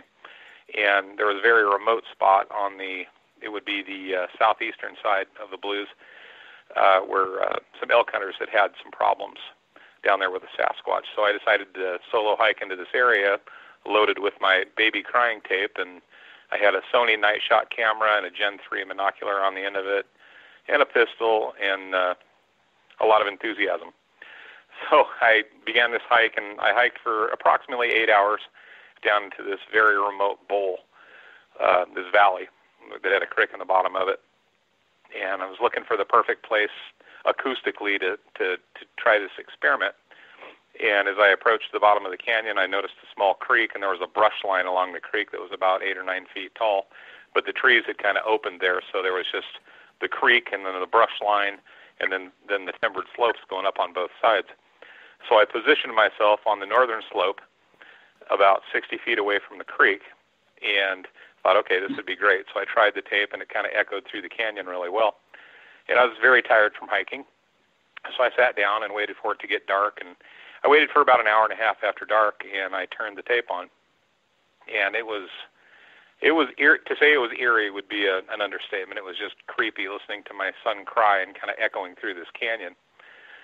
And after about an hour, I was starting to get a migraine from listening to my son cry, and getting ready to give up on it. And it got later and later, and then I did a battery change and turned it back on again. And I sat there and probably about 5 minutes before I was going to give up, on the opposing slope across the creek and up the other timbered ridge there, I heard a big crash. And, at that point, it could have been anything. It could have been an elk, a deer, a bear, or whatever. And I'm listening, and I'm hearing this crashing. It's kind of almost getting louder. And, then, of course, my heart starts beating a little bit, and I'm sitting there, and I've got my back up against a tree, and I'm just upslope from this creek, and it's pitch dark. And now I can tell that whatever is crashing is working its way down the ridge towards my position. And I'm thinking to myself, is this dumb, or what am I doing here? And the tape continued to play, and the crashing got steadily louder, and I could tell that whatever it was coming off that ridge was coming towards me. And it was still, at this point, probably 150 yards away, 200 yards away, but I could hear it very obviously coming down this slope. And it's coming in a beeline directly for me. And I'm getting goosebumps talking about it. So I'm sitting there, and the tape's playing, and everything was just getting more weird. And I can hear it approaching. And then as it starts to get to the flat part, I could swear it was like on 2 feet, but just like it sounded like a linebacker, in the NFL, just crash, crash, crash. And this thing is coming right at me. And I would say at this point, it's probably maybe 60 yards from the creek on the other side of me, and I'm getting very scared and feeling like a complete idiot. And as it's approaching the creek, it's running, and I can tell it's running, and it's heavy and it's loud. And as it's approaching the creek, I lost my nerve, and I turned the tape off. And this thing, it was just like something you see in a cartoon. It just stopped.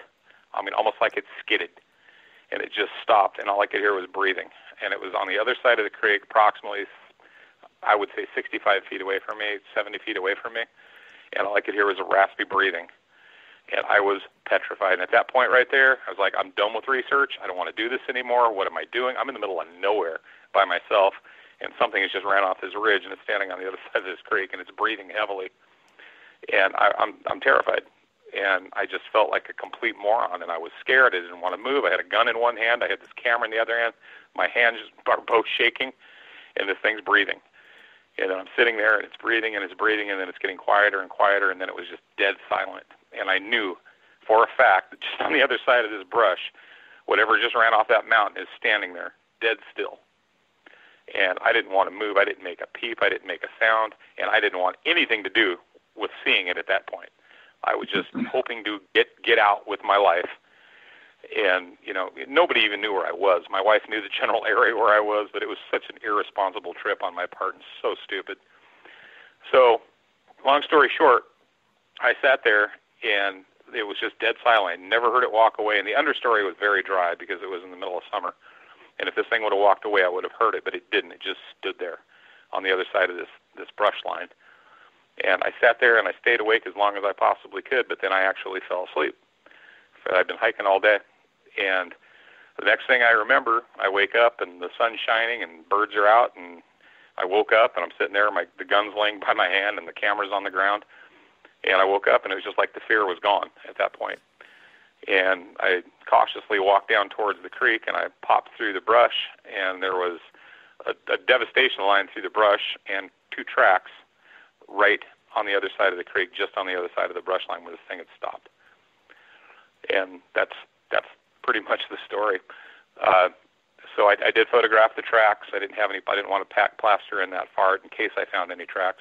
But it was an underwear changer. I'll tell you what, it was absolutely terrifying. And for a couple days there, I was done with research, done with the whole subject. It just scared the crap out of me. So I can hear the emotion in your voice with this, and it freaks me out every time I tell this story, Dave. I'm just going to ask you point blank, what the Sam hell were you thinking? Well, not a lot, and I got to tell you, it was one of my I have problems with that for a lot of reasons. I mean, first and foremost was, well, maybe not first and foremost, but for one thing, it was incredibly stupid of me to put myself in that position. Okay, and for another thing, how disrespectful, and I know this is going to sound tree-huggerish, but how disrespectful was it of me to play that noise and elicit a response from something, not knowing if the thing was coming in, thinking it was a wounded kid, thinking it was a prey animal. What emotions was that creature going through running down that ridge? And once it sunk in, I felt like a complete moron. I was a moron to even do it and to even try it for a plethora of reasons. You know, it was just it was just stupid. It was just plain stupid, and I felt horrible about it. I felt like I disrespected whatever it was coming down that ridge. I felt like I put myself in harm's way. You know, I was sitting there thinking, man, my wife's never going to see me again if this thing busts through the brush. And, you know, what would it have done if it would have seen me sitting there? You know, who knows? And it was just completely stupid. But it was very frightening, and learned a lot about myself that day, and I learned a lot about what I would never, ever try again. And, it freaked me out.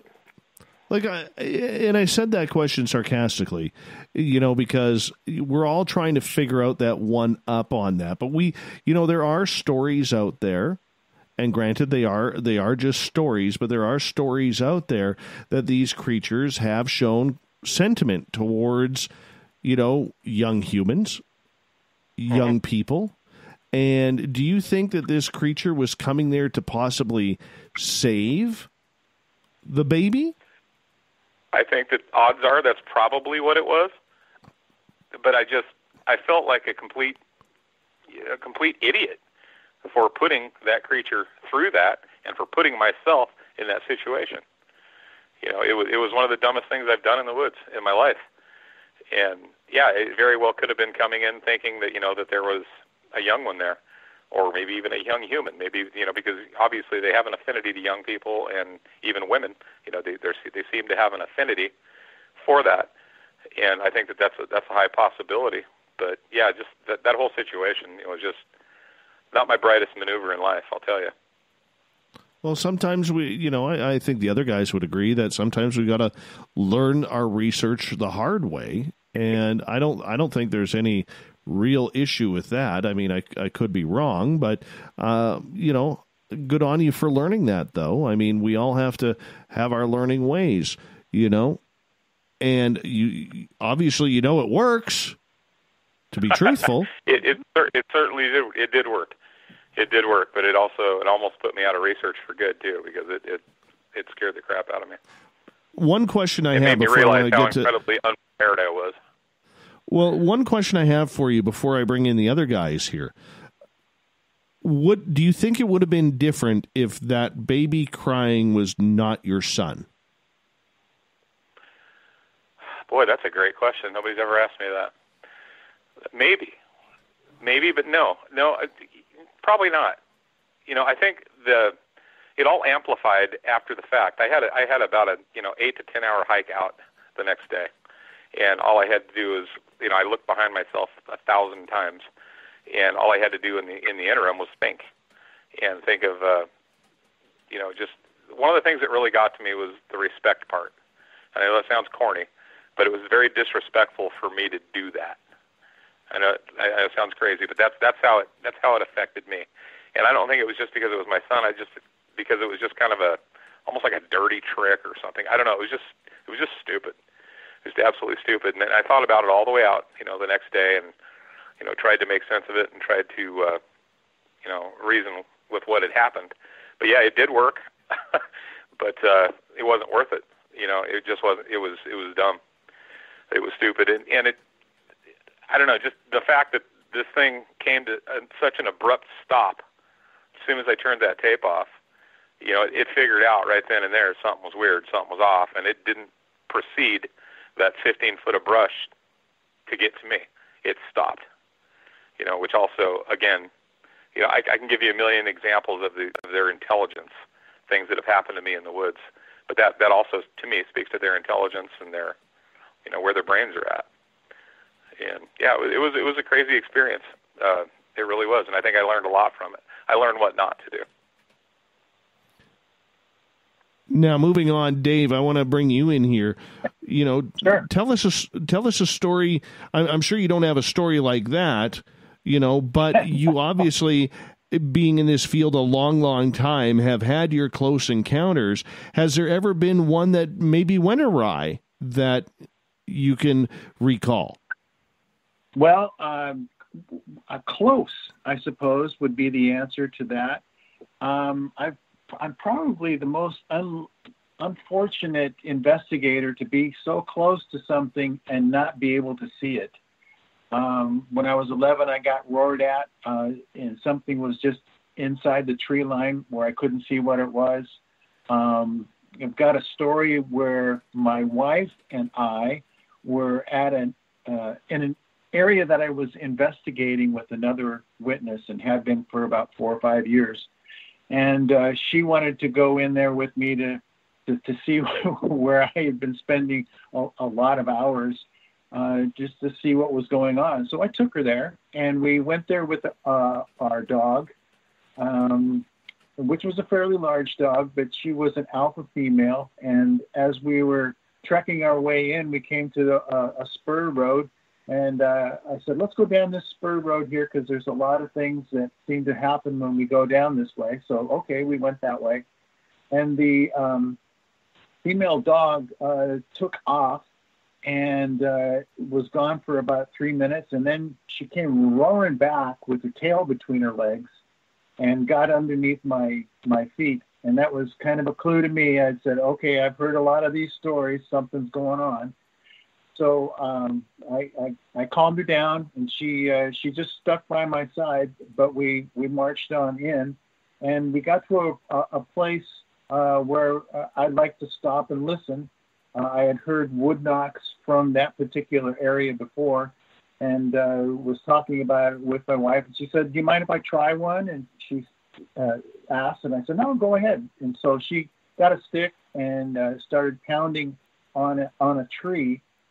And the next thing I know, the dog is on alert again.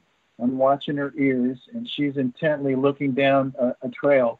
But at the same time, I'm hearing some noise coming at 12 o'clock towards us through the brush. Something is coming our way. And then I looked at my wife, and she acknowledged, yeah, I hear it too. And then something came at us from my 7 o'clock. Not quite behind me, but a little bit off to the side. And then something was coming at me from our 4 o'clock. So we were being approached by 3 different things coming toward us. I kind of got an idea that it wasn't the right thing to do to be standing there. So I said, I think we need to leave. So taking a cue from the dog, she was pretty anxious to leave as well. So we head out, we get to the road, and we walk to the car. And I looked at my wife, and I said, if you want to hide right here behind this little stump as I put my gear away, you might hear a wood knock. And that was based upon years of going there and having heard wood knocks when we arrived and hearing wood knocks when we left. She looked at me like, you've got to be out of your mind. I'm getting in the car. She was a little bit nervous at that point. And so I get in the car, and just about the time I hit the ignition to start the car, right across the road from the woods comes this ungodly roar, lion roar that I've heard before. And my wife whirls around and looks at me and says, what the heck was that? And I said, I think you know. So the other story related to that area is she wanted to go back again. And so we went to this place that we called the Rock Pit. and we're sitting there with the witness that I've been working the area with and myself. We're exposed when we're in the middle of this rock pit, and we had been there for maybe 2 hours, totally in the dark, but just laughing and talking and having a good time. And all of a sudden, my wife looks at me and she says, "Did you see that?" Well, of course I didn't. My back was to it. But she saw something, and she couldn't stop talking about this large person that she saw, but it just glided. She couldn't not stop saying it just glided. It just so smoothly. And that was when I was pretty sure that she had saw what I think we would want to call a Sasquatch, because that's typically how they walk. Their gait is so smooth that their head doesn't bob up and down. So that was a pretty fun situation for her to actually get to see something. And then another time I was with my wife and we were walking along the logging road in a place near Bumping Lake. And we had, the last person we had seen was about 2 miles back the other direction. So we were totally alone. And I was walking in front of her when all of a sudden we got roared at again. So I turned around and looked at her and I said, "Stop. We're going to walk calmly back. We're not going to run." So we never did see what it was, but there was definitely a huge, loud roar. So I've been roared at 3 times and have the unfortunate experience of not seeing what it was that was roaring at us. Don't blame you. That is some freaky stuff, man. You know, I have a First Nations elder up here, and kind of that same scenario. Him and his brother were out in the wilderness, except they were hunting, and they were hunting for a bear. And sure. at about 200 yards, they see these 2 black things. You know, because they were going for black bear. They see these 2 black things kind of stand up and kind of start walking on their hind legs. And when he zoomed in on his scope, he said that they look like dogs. Oh. And they were not bears. They had interaction with Sasquatch. And he believes that it was actually some sort of dogman-like creature that they had scoped. And he said to me, he goes, "Dave, all my brother said to me was when he looked at the scope, he said one of them turned and looked back at us, and he said, I don't think this is a good day for us to hunt." And they put their rifles down and they walked the other way as quickly as they possibly could.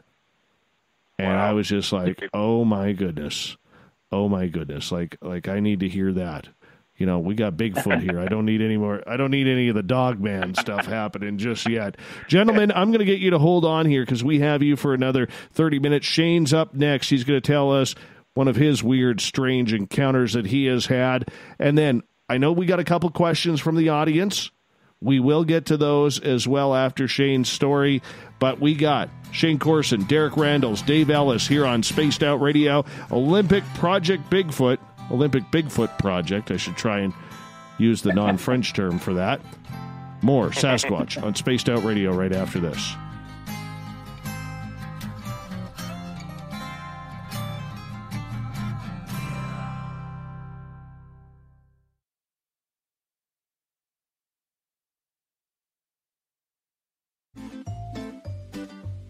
Looking for creative ways to get your company out in the public? How about advertising on Spaced Out Radio? Our sales department is waiting to hear from you, and we can work around any budget.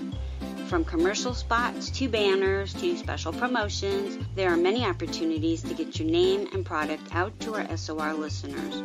For a price guide and more information, please contact us at sales@spacedoutradio.com. Hello, this is your guitar man, Ron Bumblefoot Thor, and I have to tell you, I love the response I get for Little Brother is Watching from Spaced Out Radio fans. It's amazing how music can inspire and make people think deeper about what's going on in the supernatural world. You can head over to my website, bumblefoot.com, to check out my music, my guitar workshops, my touring, even check out some of the hot sauces that I'm working on. And make sure you keep on listening, because with Spaced Out Radio, you know Little Brother is watching. We all know on Spaced Out Radio we love a good beard and mustache, so why not take care of your facial hair with Mighty Moose Beard Oil? Made in Canada, we're taking care of beards and stashes around the world. We use 100% natural ingredients with our oils and balms to make your whiskers feel silky smooth. Use promo code SOR2019 at mightymoosebeard.com today.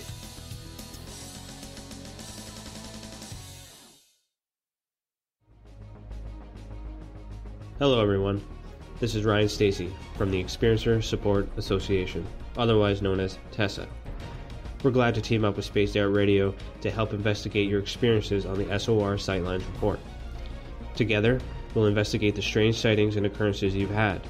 We're looking for answers just like you. So fill out a Sightlines Report on the Spaced Out Radio website and let's figure out what's going on together. We're adding to the entertainment online for Spaced Out Radio. I'm Amber Beckrud, and I want to invite you to subscribe to our YouTube channel and check out Cryptid Tales, where I will take you on a journey into some of the strangest legends and lore from around the world, relaying the stories to you of the strange creatures and experiences that people have had throughout time. You can find Cryptid Tales at youtube.com/Spaced Out Radio, and while you're there, don't forget to check out our free archives and leave a comment. See you there. We are scouring the world for the most intriguing stories of your day. Take the time to read up on the SOR Newswire, where our team, led by Captain Shirk, will deliver to you some of the best paranormal and supernatural news, along with some stories that will blow your mind from the weird to the wacky. It's the news outside the news that piques interest, and that's what we're looking to deliver to you. The SOR Newswire, only at spacedoutradio.com. Visit purpleplates.com today. For over 40 years, the Purple Energy Plates have been delivering amazing results for their many customers. Inspired by the great genius Nikola Tesla, the harmony, healing, and energetic effects of the plates have proven over and over to be beneficial and often miraculous to thousands of customers. Check their site for daily specials and choose from their many energy products. You won't be sorry. Visit them today at purpleplates.com. Hello, Space Travelers. It's me again, Carl. Don't forget to join the Space Travelers Club for just $5 a month. And follow Spaced Out Radio on Twitter at Spaced Out Radio. Our Instagram, Dave Scott SOR. Our Facebook page is Spaced Out Radio Show. Our archives are free at youtube.com/Spaced Out Radio. Come woo it up with Spaced Out Radio today. Bye! For the price of 1 cup of coffee a month, you can become an SOR Space Traveler. The Space Travelers Club is a place where you can interact with other listeners, either live during the show or on our great forum. We want your stories, pictures, comments, and ideas. You'll get live video streams, exclusive content, and be a part of our newsletter. Stay in touch with everything SOR. The Space Travelers Club is just $5 a month at spacedoutradio.com. So, you love talk radio? Then you'll love TalkStreamLive.com. TalkStream Live is always on, 24/7, with the best streaming talk shows. Find your favorite talkers and discover some new ones. It's free, readily available online or on mobile with any smartphone or tablet. Finding your favorite talk shows all in one place has gotten a whole lot easier. Just go to TalkStreamLive.com. Be sure to download the free apps from Google Play or the iTunes App Store. The SOR Vault is open for business, and do we have some cool swag for you to pick up? All you have to do is head over to our website and click on the SOR Vault. You have a variety of cool logos to choose from, and put them on anything you want. T-shirts, hoodies, hats, coffee mugs, you name it, we can get it to you. So do your shopping by supporting the store you love. Get your Spaced Out Radio swag at the SOR Vault today.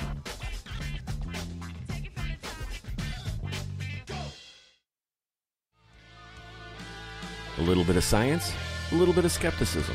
Add a dash of snark and you have the makings of Spaced Out Sundays with me, Everett Thiemann. Together we will look into the reality of the paranormal with an open eye and rational thought. Oh, did I mention there'll be plenty of woo as well? Your time spent with Spaced Out Sundays will make the night even better. The chat rooms are open, 9:06 p.m. Pacific, 12:06 a.m. Eastern, right here at spacedoutradio.com. The party is always on at the Moose Vancouver. The Moose Vancouver is where you want to be when visiting Canada's West Coast. Open until 2 a.m. nightly, the Moose cranks up the rock while serving some of the best-rated food in the city. The menu starts at $6.95.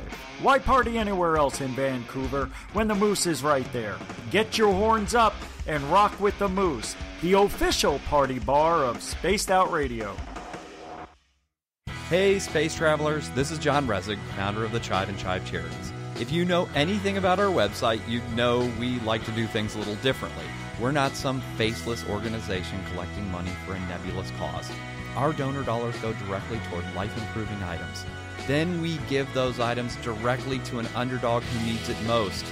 To become a donor with Spaced Out Radio's official charity, Chive Charities, just go to chivecharities.org/donate.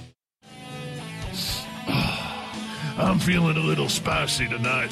What to do? What to do? Why not get bumblefuck? 4 million Scoville units of pure hard rock. Bumblefoot hot sauces come in 3 flavors. The burning bumble. Tone it down a bit with Bumblicious and throw the sauce on everything. Spice it up. Bumble me, baby. Bumblefoot hot sauce. Get it today at kajans.com. Would you like to connect with us? Head to spacedoutradio.com for all your latest show info. Now, back to Dave Scott and SOR. Welcome back to the third and final hour of Spaced Out Radio tonight. I am your host, Dave Scott. Thank you so much for being with us. Hi to everyone listening in on KDNF AM 1560 in Dangerfield, Texas. UPRN 107.7 FM in New Orleans. KDUN AM 1030 in Reedsport, Oregon. KZFX 93.7 FM in Ridgecrest, California. And WQEE 99.1 FM in Noonan, Georgia. On the digital side, we're proud to broadcast on Kingdom of Nye Radio and Revolution Radio. Remember, all of our archives are free for you at youtube.com/Spaced Out Radio. Just do me the favor, hit that subscribe button. The Desert Clam has set the password for tonight in the SOR Space Travelers Club. Paleontology. I know I butchered that, but the Clam sets a password each and every night right here on Spaced Out Radio. Our website is spacedoutradio.com, where we have a plethora of features for you. Rock out to Bumblefoot, do a little shopping at the SOR Vault, grab a great book from We Read the Night. Join the Space Travelers for $5 a month, and Captain Shirk has you all up to date on the SOR Newswire. For the final time tonight, we introduce the guys from the Olympic Bigfoot Project out of Washington State and Oregon. We have Dave Ellis, Derek Randles, and Shane Corson. Now, Shane, you are up because we got to hear your strangest story with Bigfoot. The funny thing is I have quite a few, but I know via time constraints I can only talk about just probably one. But I will mention this. You mentioned Ridgecrest during your intro there back to the show.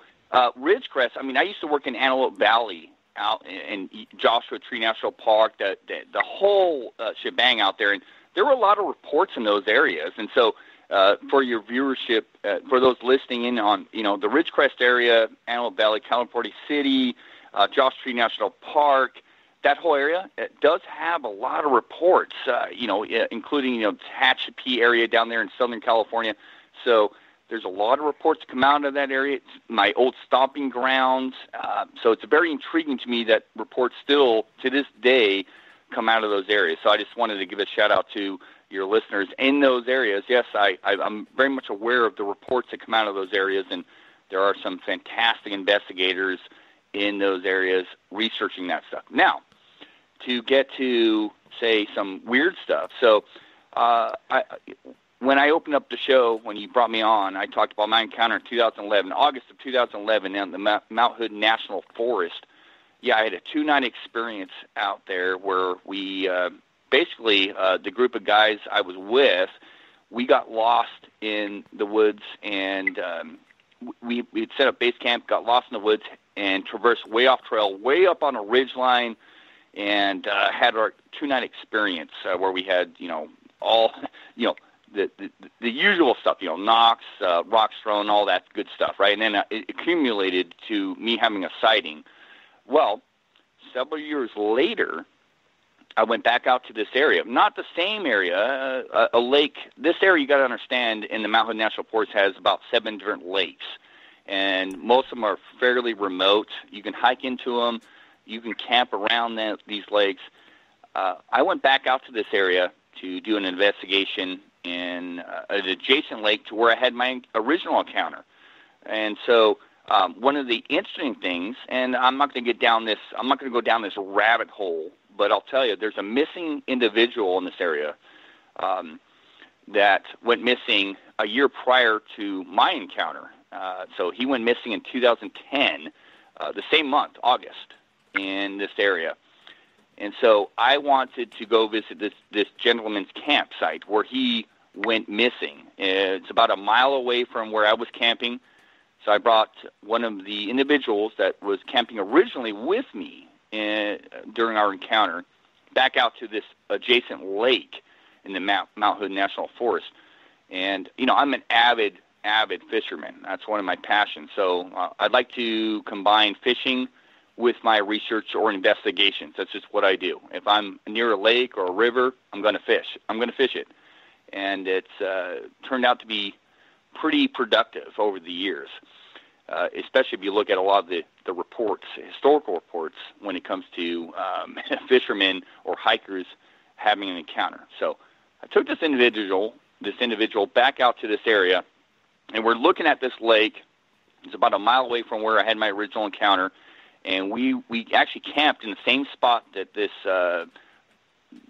certain individual, this guy that went missing under very precarious. It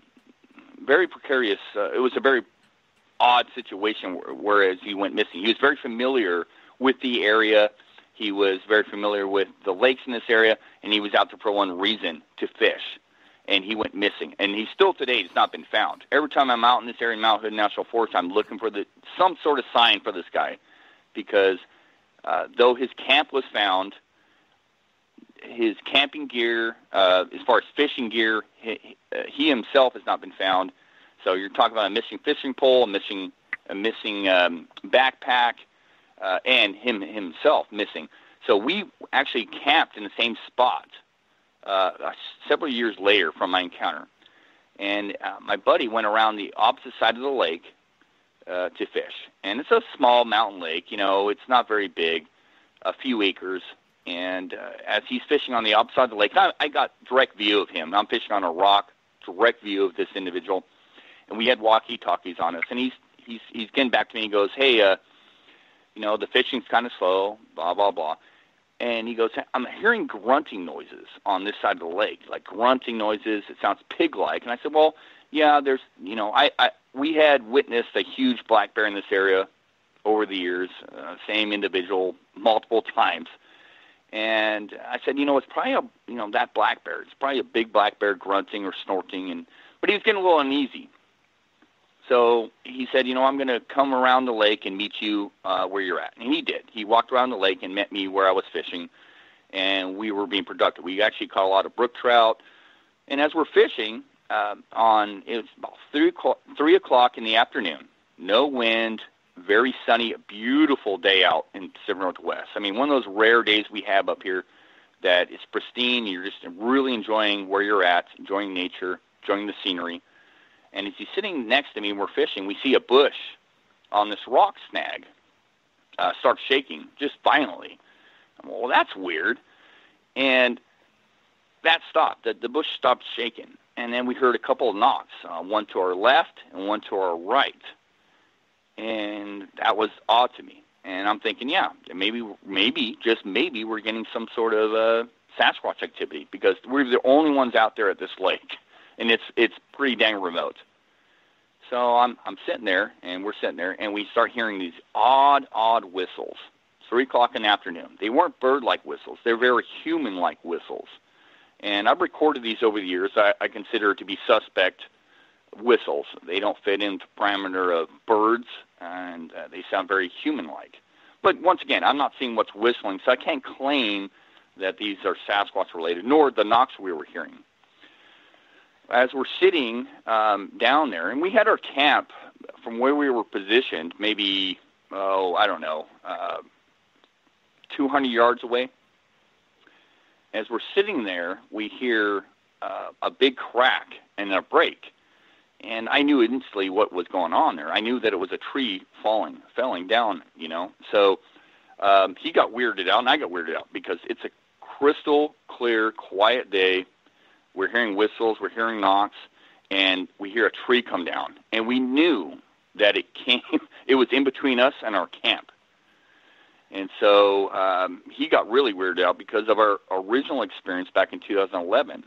My buddy's name is Mitch, and I hope he listens to this show because he could add a lot to this. But he and we were both armed. We were always armed in the woods. It's not it's nothing to do with Bigfoot. It's absolutely to do everything with the animals in the woods and people. I've run into a lot of weird people in the woods. I'm always going to be armed, and I usually conceal, which is it's frowned upon within some groups. But anyways, we hear this tree come down, and I was like, holy smokes, that was really close to our camp.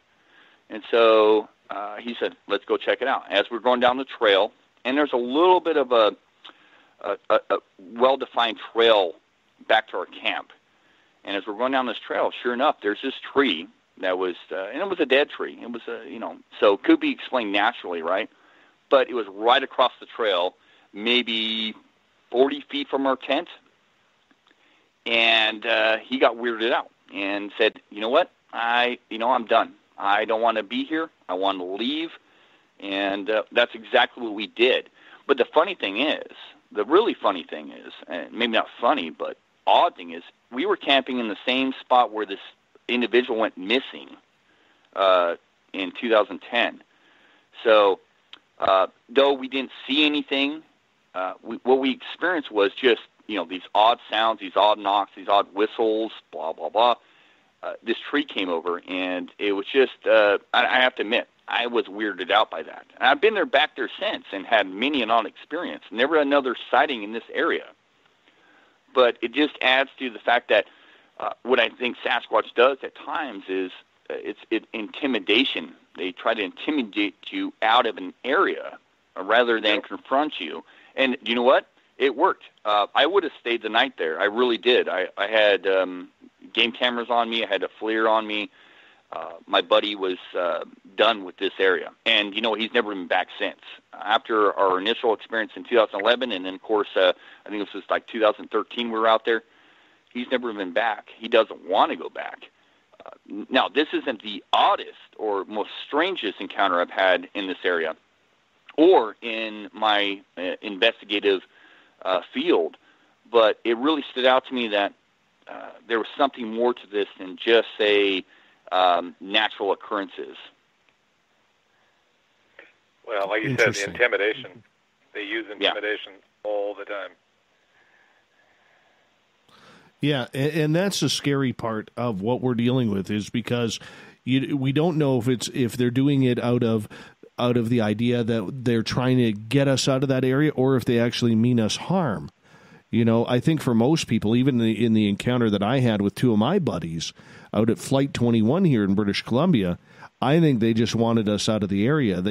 It wasn't about trying to harm us. It was about intimidation to get us out of their area. Does that sound familiar? Yes. The intimidation is huge in this. The encounters that I've had in my life, like starting back with the initial encounter with the rocks being thrown, those rocks were very well placed. My initial encounter when I very first saw one, the rocks were very well thrown and very accurate to the left of us, approximately 10, 15 feet, and then to the right of us, 10, 15 feet. They were never thrown at us. And I don't think when we retreated off that hillside and I stopped to get my gun out of my backpack and I turned around, That creature was not expecting me to turn around. I think that's the only reason it stepped out of the timberline, is because it saw us retreating. It did not know I was going to turn around. And they have the most uncanny ability to get very close to you and intimidate you without exposing themselves. That is one of the most crazy things about them. They will intimidate you out of an area with sounds, screams, knocks, yells, grunts, thumping, whatever, without actually showing themselves. They're masters at intimidation, and I think they use that more than just about anything else. And that again speaks to their intelligence. And they don't seem to really want to come hurt you, but they definitely, when you get too close to a family group or a clan or an individual, they will intimidate you away without stomping you into the ground. And that, it speaks to their high intelligence volumes to me. Gentlemen, I have a couple questions here from our audience. We're going to start off on Twitter at #SpacedOutRadio. Audra is asking, this one's for you, Derek. Since you said you started thinking it was disrespectful or rude to come into the Sasquatch territory blazing fake crying baby sounds right away, do you think that it was communicating that to him psychologically, or maybe mind speak? I don't know. I honestly don't know, Audra. I think that I think what happened is it heard a sound that was probably very familiar to a young Sasquatch crying or a baby Sasquatch crying, and it was coming to investigate the sound, probably not thinking that there was a human there, or maybe it thought it was a young Sasquatch. I don't know. But the disrespectful part was whatever I put that animal through. It didn't just walk down that ridge. It came down that ridge like a freight train with purpose, and it was coming to that sound. And the disrespectful part from me was, putting it through that, luring it in, and at the time, I guess I thought of Sasquatch differently than I do now. I was more thinking they were just an animal or just another part of the woods, and I think there's a lot more to them at this point. I think they're way more human. But no, great question. But my mind didn't go there at the time. I think it was just coming to that sound, maybe because it was a sound it was familiar with, maybe very, very familiar to one of them crying. All right, another question for you, Derek, from Nikki. With babies, there are very different cries for different needs. Do you remember what kind of cry your son was making on that tape? It was just an irritated, it wasn't a hungry cry. It was just I'm just going to lay here and cry till I fall asleep cry. Kind of like an irritated, that's what it was. It was like an irritated cry. It was just like, I'm pissed off, somebody come change me or something. It was more like it was a pretty forceful cry. It wasn't just a whimper. It was an actual cry. We didn't let my son sit there and cry for a long time, but I made a loop tape. And right. That's another thing that I thought about too, is the cry was the same after it looped, and I don't know what that sounded like either, but that's what it was. But it was more of an irritated cry. All right. Since Derek had those two, Dave, Shane, I'll get one of you two to answer this. This one comes from Gail, who is asking, in all the stories about Bigfoot, have either of you heard of this creature being aggressive in a menacing way? Dave, why don't we start with you? Well, I have heard stories, but I have never personally experienced anything that would come close to the point where I felt physically threatened. I've been to the point where I knew it was time to get out. But to answer Gail's question directly, yes, there have been people that have felt that they were in very a lot of danger. So yeah, I believe that they can. But to Derek's point is that a very, very high percentage of the time they don't. I think probably the Ape Canyon story, if you're familiar with that, where Fred Beck and crew in 1924 claimed to have shot a couple, or one of them, that they witnessed fall down through the canyon, and then that night they were pelted by rocks and had them come up to their cabin, and they thought that they were probably not going to make it through the night. So that's probably the most famous case of aggression. if you will. Shane, how about for you? You know, when it comes to aggressiveness, my initial encounter, my real encounter where I saw a Sasquatch, it was very aggressive. I mean, very aggressive, but it never, I mean, at the time I remember sitting in my tent, hearing the knocks that literally shook the tent, the ground up in that area, and the rock coming in the camp and all that stuff. It was very aggressive, but it never came into camp. It stood on this little, or whatever it was, and maybe two of them, possibly, as my buddy would tell you, there may have been two of them. It was very aggressive, but it was more of, as I feel now, that it was just like, you know, you've overstayed your welcome, or you transverse through an area that you're not welcome, and it was just trying to push us out. You know, just over a year ago, Derek and I obtained some audio via Derek. Derek was at eating lunch at a particular restaurant up here in Washington, and he bumped into an individual that had some really amazing audio. I mean, it's really killer audio.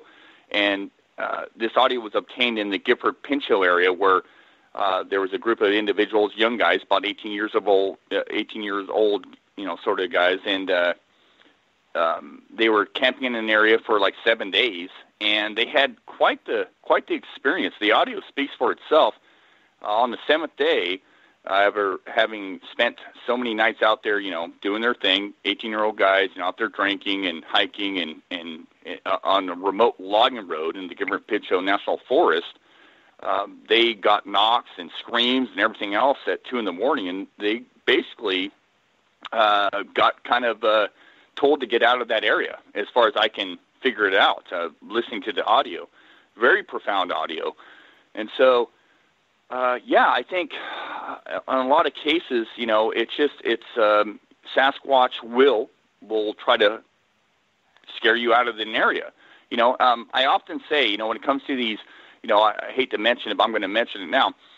You know, when it comes to the missing 411, you know, just tonight, I'm going to tell you, there's a missing kid in our area up here where we live. Derek, and I don't think Derek's aware of this. There's a missing kid. I am. I just learned about it. Yep. Yeah. I mean, not nefarious. I mean, he probably just ran away, but, you know, everybody's looked for this kid. A lot of people go missing in the woods. A lot of people go, especially where we live, because we're fairly remote, and there's a lot of woods, and there's a lot of animals out there. People go missing, and a lot of times it can be explained. And so, you know, it's just one of those things where you have to take your time and look at a situation and give, you know, right, with precedence and with circumstance, understand the situation. People go missing all the time in the woods. And I've learned over the years that a lot of times it can be explained. But in some circumstances, it can't be. Unfortunately, it's weird and odd. So you know, can Sasquatch be so aggressive to take an individual? I always refer back to this. If you get between a mama bear and her cubs, that's a bad situation. Oh yes. I can only imagine if you get between, say, a Sasquatch and her. Her little ones, that could be a bad situation. And a lot of this occurs around huckleberry. But you know what? People always want to talk about huckleberry and missing people and those circumstances. But I'll tell you, you know what? Where there's huckleberry, you'll find people, you'll find deer, you'll find elk, you'll find all your known animals. But you find a lot of predators in those areas. Cougar. Shane, I got to cut you off right there, guys, because I got to say goodnight to you guys. We're simply ran out of time. We could talk for hours here. Dave Ellis, Shane Corson, Derek Randles, thank you for coming on Spaced Out Radio tonight. Really appreciate your time. And coming up next, we have the SOR Newswire and the Thought of the Day. Stay tuned.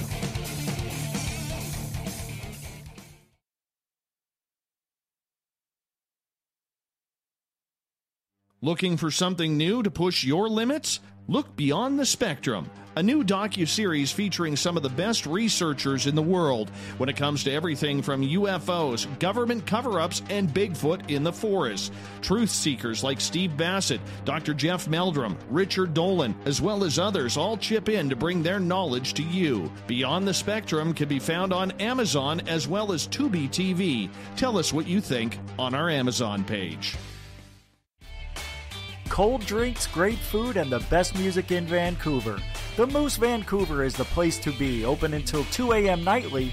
Everything on the menu starts at just $6.95.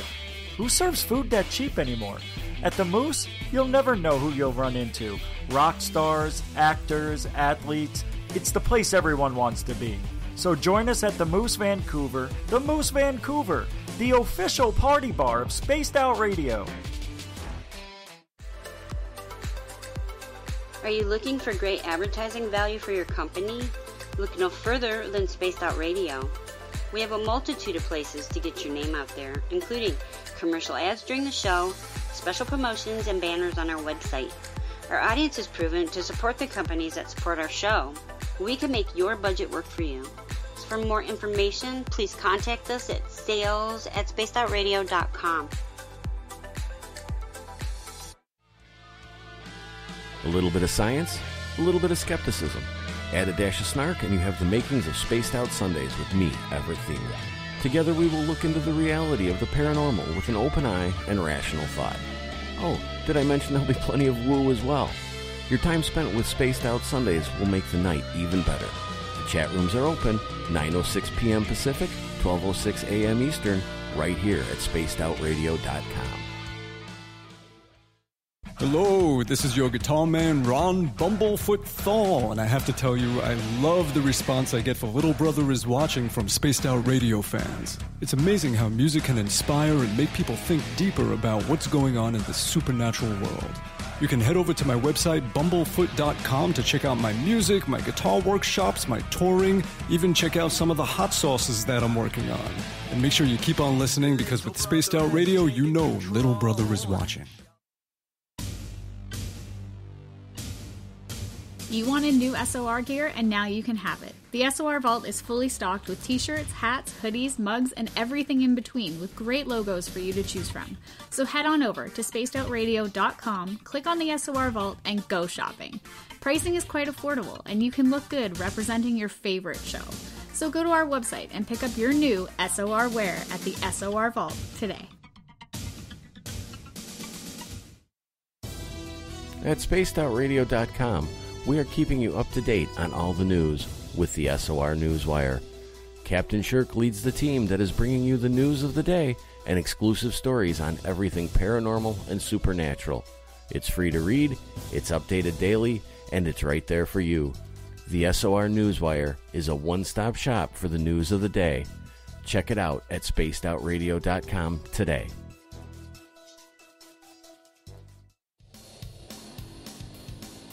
We all know on Spaced Out Radio we love a good beard and mustache, so why not take care of your facial hair with Mighty Moose Beard Oil? Made in Canada, we're taking care of beards and stashes around the world. We use 100% natural ingredients with our oils and balms to make your whiskers feel silky smooth. Use promo code SOR2019 at MightyMooseBeard.com today.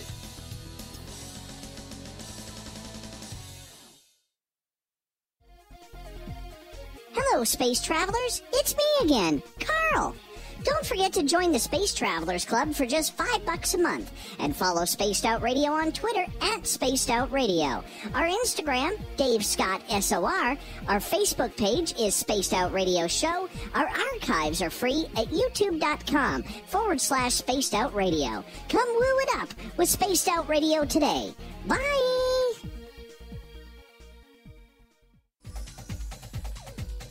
Hey everybody, the SOR Space Travelers is open. For just $5 a month, you can hang out with Dave and our crew privately in our members-only section. With your signing, you'll receive newsletters on what's going on with Spaced Out Radio. You'll have direct contact with the host during the show in our chat, live streaming videos, and a great forum for your posts and more.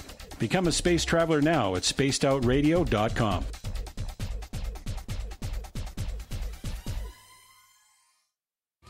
we're adding to the entertainment online for Spaced Out Radio.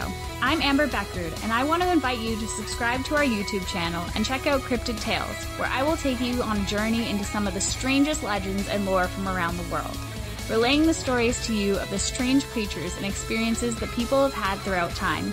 You can find Cryptid Tales at youtube.com/Spaced Out Radio. And while you're there, don't forget to check out our free archives and leave a comment.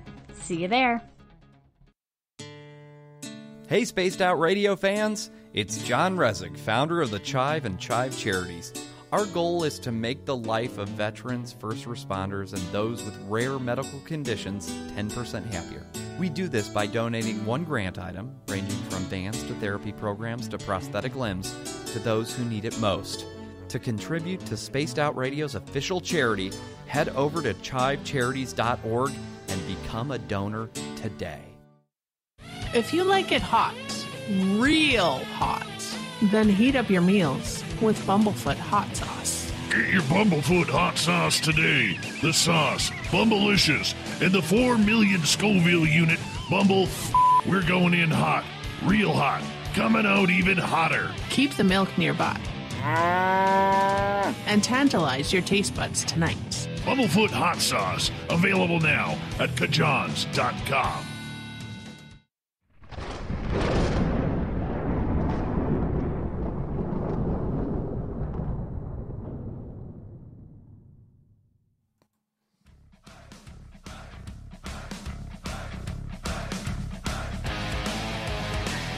We've rounded third. We're heading for home tonight on Spaced Out Radio. I am your host, Dave Scott, sitting in the captain's chair of SOR headquarters. Thank you so much for joining us. We want to remind you that if you missed most of this show or others, you can check out our free archives at youtube.com/Spaced Out Radio. Do me the favor, hit that subscribe button. Our website is spacedoutradio.com, where we have a plethora of features for you. Rock out to Bumblefoot, do a little shopping at the SOR Vault, grab a great book from We Read the Night, join the Space Travelers for $5 a month, and Captain Shirk has you all up to date on the SOR Newswire.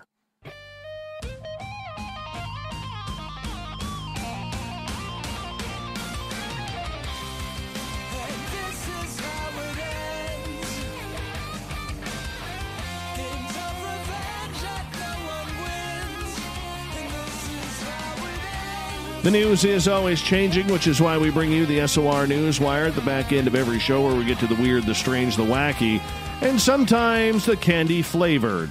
A cargo ship rocketed towards the International Space Station this weekend, carrying candy and cheese to satisfy the astronauts' craving.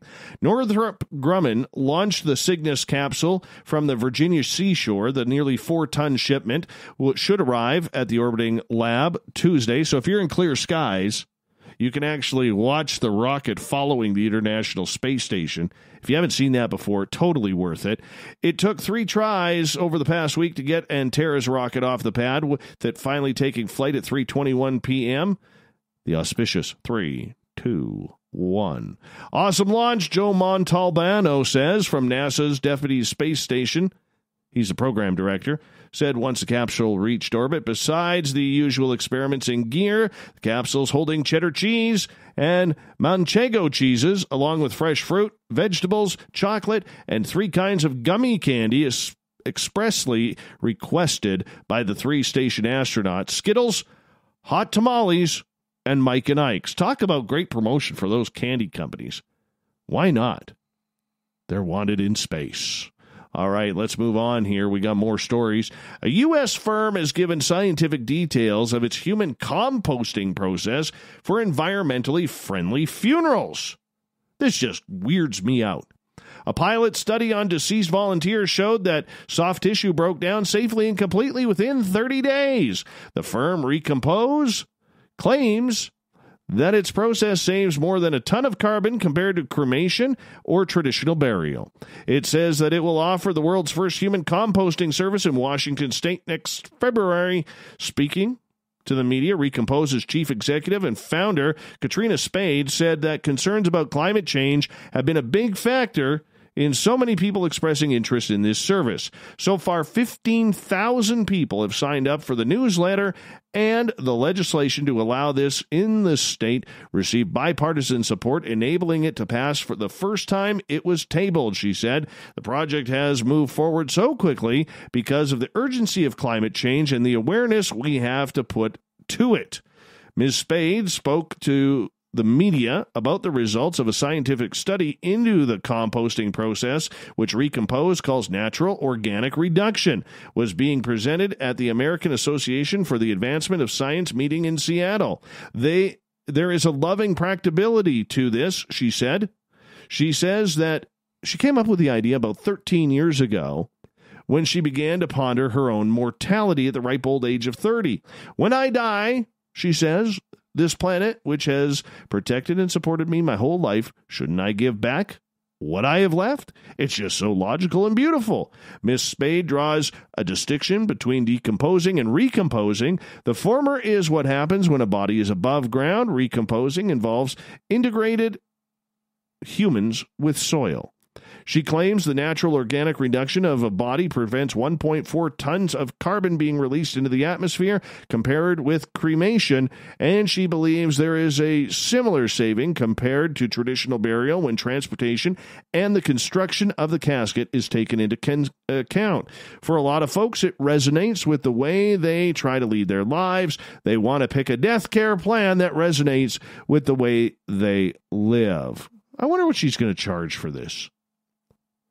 Funerals are expensive, very expensive, but I think that's actually kind of cool. I mean, wouldn't you want to go into the ground with a tree? That way, the tree grows around you. Technically, the tree would use you to live. So are you still living? Oh, deep thoughts. Deep, deep thoughts.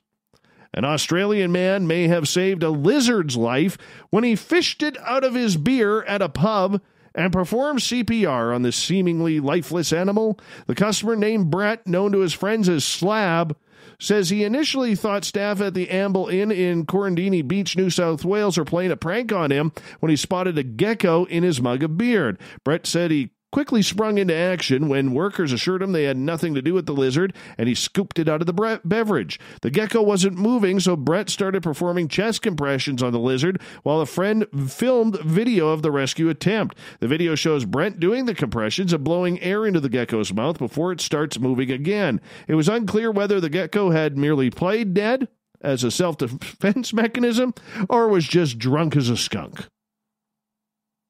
Good story, Captain Shirk. That's a good one. 2 scientific studies on the number of insects splattered by cars have revealed a huge decline in abundance in European sites in 2 decades. The research adds to growing evidence of what some scientists have called an insect apocalypse, which is threatening a collapse of the natural world that sustains humans and all life on Earth. All right, let's hit that panic button. Here we go. A 3rd study shows plummeting numbers of aquatic insects in streams. What, are we sending too many cars into streams these days? The survey of insects hitting car windscreens in rural Denmark used data collected every summer from 1997 to 2017 and found an 80% decline in abundance. It also found a parallel decline in the number of swallows and martins, birds that live on the insects. The second survey in the UK county of Kent in 2019 examined splats in a grid placed over a car registrations plate known as a splatometer. They have such a thing. They revealed that 50% fewer impacts than 2014. The research included vintage cars up to 70 years old to see if their less aerodynamic shape meant they killed more bugs, but it found that modern cars actually hit slightly more insects. The difference we found is critically important because it mirrors the patterns of decline which are being reported widely elsewhere, and insects are absolutely fundamental to food webs and the existence of life on Earth, said Paul Tinsley Marshall from Kent Wildlife Trust. It's pretty horrendous, he says. Most naturalists who are out there in nature have seen this coming for a long time, said Anders Pape Mollerform, the Paris Sud University in France. who has been visiting the Danish study area for 50 years. My colleagues remember going on summer holidays as children and their parents had to stop their car to clean their windscreen so they could continue. This is certainly not a problem anymore.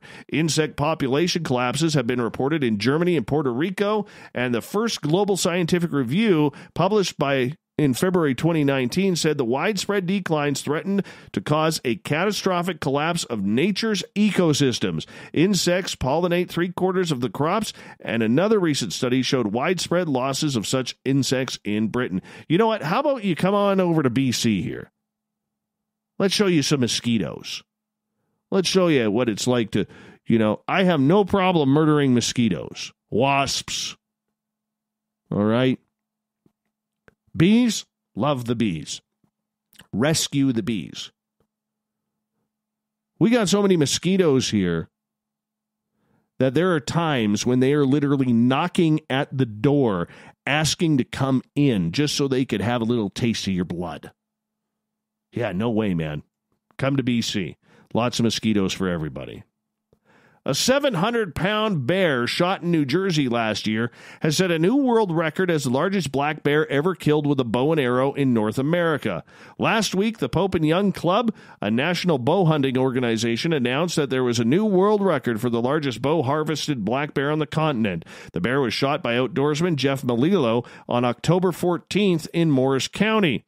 On February 8th, the bow hunting and conservation group Pope and Young Club assembled a special panel of judges during the Great American Outdoor Show in Harrisburg, Pennsylvania, to verify the record. Melillo's bear scored 23 5/16, topping a record set in 1993 by a hunter in Mendocino County, California. It has been an inspiring journey, to say the least, Melillo, a native of New Jersey, said in a statement. Many years ago, I read an article in Outdoor Life magazine stating that the new world record black bear will most likely come from New Jersey. They were spot on, and I never doubted it for 1 second. I'm very grateful that I got to be a part of all of this. Pursuing bears with bow and arrow is a passion of mine, the bow hunter continued, thanking the State Division of Fish and Wildlife and United Bow Hunters of New Jersey. Ellie Randall, records director for the Pope and Young Club, admitted he was not prepared for how large the black bear truly was. I knew I was going to be looking at an impressive black bear skull, as it was officially measured at over 23 inches and weighed in at 700 pounds, Randall said. I was not prepared for the amount of mass the skull possessed. Not only was the skull huge, but the bone structure was the heaviest I'd ever seen. Rick Mowry, communications and marketing manager for the Pope and Young Club, says that the bear and its size was a testament of good wildlife management by the New Jersey Division of Fish and Wildlife. However, species should be managed by sound scientific practices, not emotions. Recent hunting bans are unhealthy for residents, bear populations, and are counter to the North American model of wildlife conservation, says Mowry. Preserved through taxidermy, the 700-pound bear will be displayed at the Pope and Young annual convention in March. Ew. This one's gross. Animal rescuers in Britain are investigating after 16 snakes were found abandoned in pillowcases just days after 13 snakes were found in the same condition. The RSPCA said 15 corn snakes were found in a pillowcase abandoned in a trash container behind Farringdon Fire Station in England, alongside a second pillowcase containing a carpet python. The discovery Saturday was just 2 days after 13 royal pythons were found inside 2 pillowcases in the same location. One of the royal pythons did not survive. It is really concerning to think that someone has had around 30 snakes or more, which they have decided to abandon in this cruel, callous way, RSPCA Inspector Heidi Cleaver said. We're in the midst of Storm Dennis at the weekend when the snakes, who need heat and light in order to survive, were left outside in the cold with just a pillowcase to contain them. It would have been very stressful for the snakes to be in such close proximity to each other as well. Cleaver said the snakes had been placed with a specialist reptile care center. We are now renewing our appeal for information and are extremely keen that anyone with information gets in touch with the RSPCA. Moving on. A French ski resort experiencing unseasonably high temperatures used a helicopter to airlift in snow onto its slopes so it could remain open. The Luchon Superbagnaire resort in the Pyrenees had a helicopter spend 2 hours airlifting 55 tons of snow in the lower slopes used for classes and beginner use. A second snow-moving session took place on the weekend. Hervé Ponau, director of the Haute-Garonne, to keep the resort open, or Department of Council, said the move was necessary to keep the resort open and protect 50 to 80 jobs that would have been lost if it was forced to close during the February-March winter sports season. Officials said the resort has struggled with unusually high temperatures, which reached nearly 52 degrees Friday. They said the temperatures are too high to use the resort's snow cannons, which are normally used to spread artificially created snow on the slopes. The snow airlifting has drawn criticism from politicians, including French Ecology Minister Elizabeth Borne and Bastien Ho, the Secretary of Europe Ecology Les Verts Party. Critics said using a helicopter to move snow creates carbon emissions that contribute to climate change, making the resort solution part of the problem. Really? We're trying to keep 50 to 80 people working here, and they're just moving snow. Come on. Look, I'm all for the environment thing. Okay, we as humans kind of need a good environment. But where do you draw the line? Where do you draw the line? A man broke into a South Carolina police officer's home, took his patrol car, then wrecked it, authorities have said. Roy Wood McDonald, not the sharpest tool in the shed, also took a gun and Narcan, a drug used to try to reverse symptoms of an opioid overdose, when he broke into the Greenville County deputy's home. Pickens County deputies discovered the theft when someone called 911 to report the overturned patrol car on State Highway 183 near Easley Sunday morning.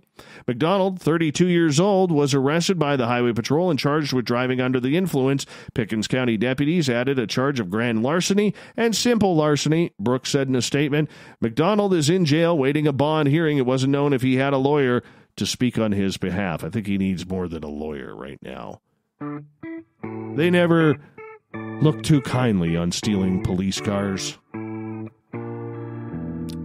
Thought of the Day happens every night at this time, where we ask a question on our Facebook and Twitter pages, then read your responses on the air because we love the audience participation around here. Today's Thought of the Day is as follows. If you were to find Bigfoot, what's the first thing you'd do? Philip, shoot it and end the argument. Kelly, I'd hide my beef jerky. Lonnie, probably a picture and keep my mouth shut where it was. Rob and roll. I must have a selfie with it. Kelly, no, I wouldn't kill it, first of all. Who cares about the people that don't believe? I think a creature's death isn't worth settling an argument. Serena, she wants a selfie, no filters. Another Kelly, I would call Todd Standing to make sure he doesn't have anyone running around the forest in Bigfoot costumes. Then I would make sure I grabbed the crappiest, most out-of-focus camera I could, because why should I break with tradition? Oh, that's nice. Very nice, Kel. Your beard came up with that one, I can tell. Tracy, I'd like to think I would be cool as a cucumber and pull out my camera, but in all reality, I would most likely scream and run in the opposite direction. Bobby, find a 1988 camcorder and film him while jumping up and down. Morley, I'm calling you, Dave. Another Dave, give it a bath. They're stinky. Alfred, try to communicate with it telepathically. Tim, just observe, take a pic if I remember. I have my flip phone, bask in the awe. No one's going to believe me anyways. I've always wanted to see one, then I would know 100%. V.E., walk like an Egyptian, then get away. Scott, I would tranquilize it. David, I'd sell him some shoes. Grant Cameron, the UFO guy. Stop. Say thank you 3 times. Gabe, I'd give him a high 5. Bruce, I'd call MUFON. Teresa, ask if he has big shoes. Scott, yeah, I'm not going there. Doug, he would have a new job working at my sideshow. See the legendary Bigfoot, only $10 admission. Wonder if he can juggle. Jim would ask if he could share a pizza with the big guy. Kevin, Pull my favorite crayon out of the box and circle on the page. Edith, I would ask where all the peanut butter jars are. Tim, take him to a proper barber.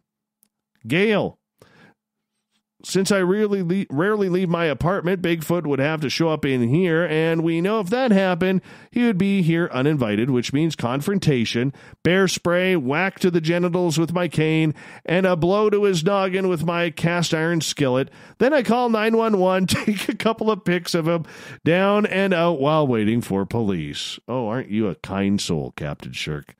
Park, I'd kick him in the nards, yell, no returns, and run like hell. Little Richie G. Depends. It depends on how I met him or her, running away or sleeping or eating or what. If I walk onto a Bigfoot, I would speak to him like a baby. Stay there, big boy. It's okay. Wants a beef jerky? Then throw the jerky at him and run. Russell, I'd make him listen to some jams. Calvin, I'd run like hell. All right, let's see what's happening on the Twitter front. Derek would want to take Sasquatch to a day spa. I guess they both like pedicures. Shanna, she'd share her peace pipe with him. Have some peyote. Lone Wolf, get a clear, in-focus picture of him. Yeah, like that's possible. All things exist. Offer him some beef jerky? Good. Julie, I freaked out a little bit, and my mom told me it was one of the things you shouldn't talk about. LOL, too young to do too much about it. Jose, not say a word. Keep the legacy intact. Freeman, provide irrefutable evidence of encounter.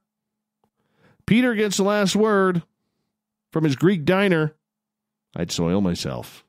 Thank you for everybody participating in the Thought of the Day. We'll do it all again on Twitter and Facebook tomorrow. And, of course, we say thank you to Captain Shirk for a wonderful, spectacular SOR Newswire, which can be found on our website, spacedoutradio.com. So make sure you check that on out as well. And thank you so much to Dave Ellis, Shane Corson, and Derek Randles from the Olympic Bigfoot Project. Those guys were a lot of fun, very informative. I'm going to bring them back on, probably in a couple months, for sure.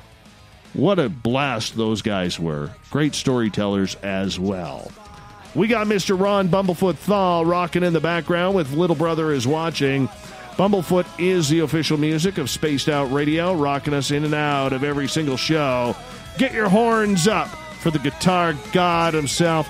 Special thanks to everybody listening in at home, at work, in your cars, wherever you may be. Special thanks to everybody listening in on LGAB, Spreaker, Revolution Radio, Facebook, and the SOR Space Travelers Club on our website. Can't forget the snarkers and snarkettes at hashtag Spaced Out Radio on Twitter. You guys did a masterful job tonight. Way to go. I'm clapping for you.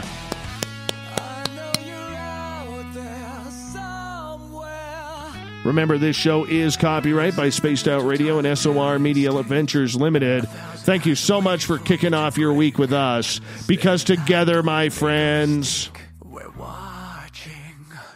we own the night. Mr. Bumblefoot, we need a favor. We need you to take us home.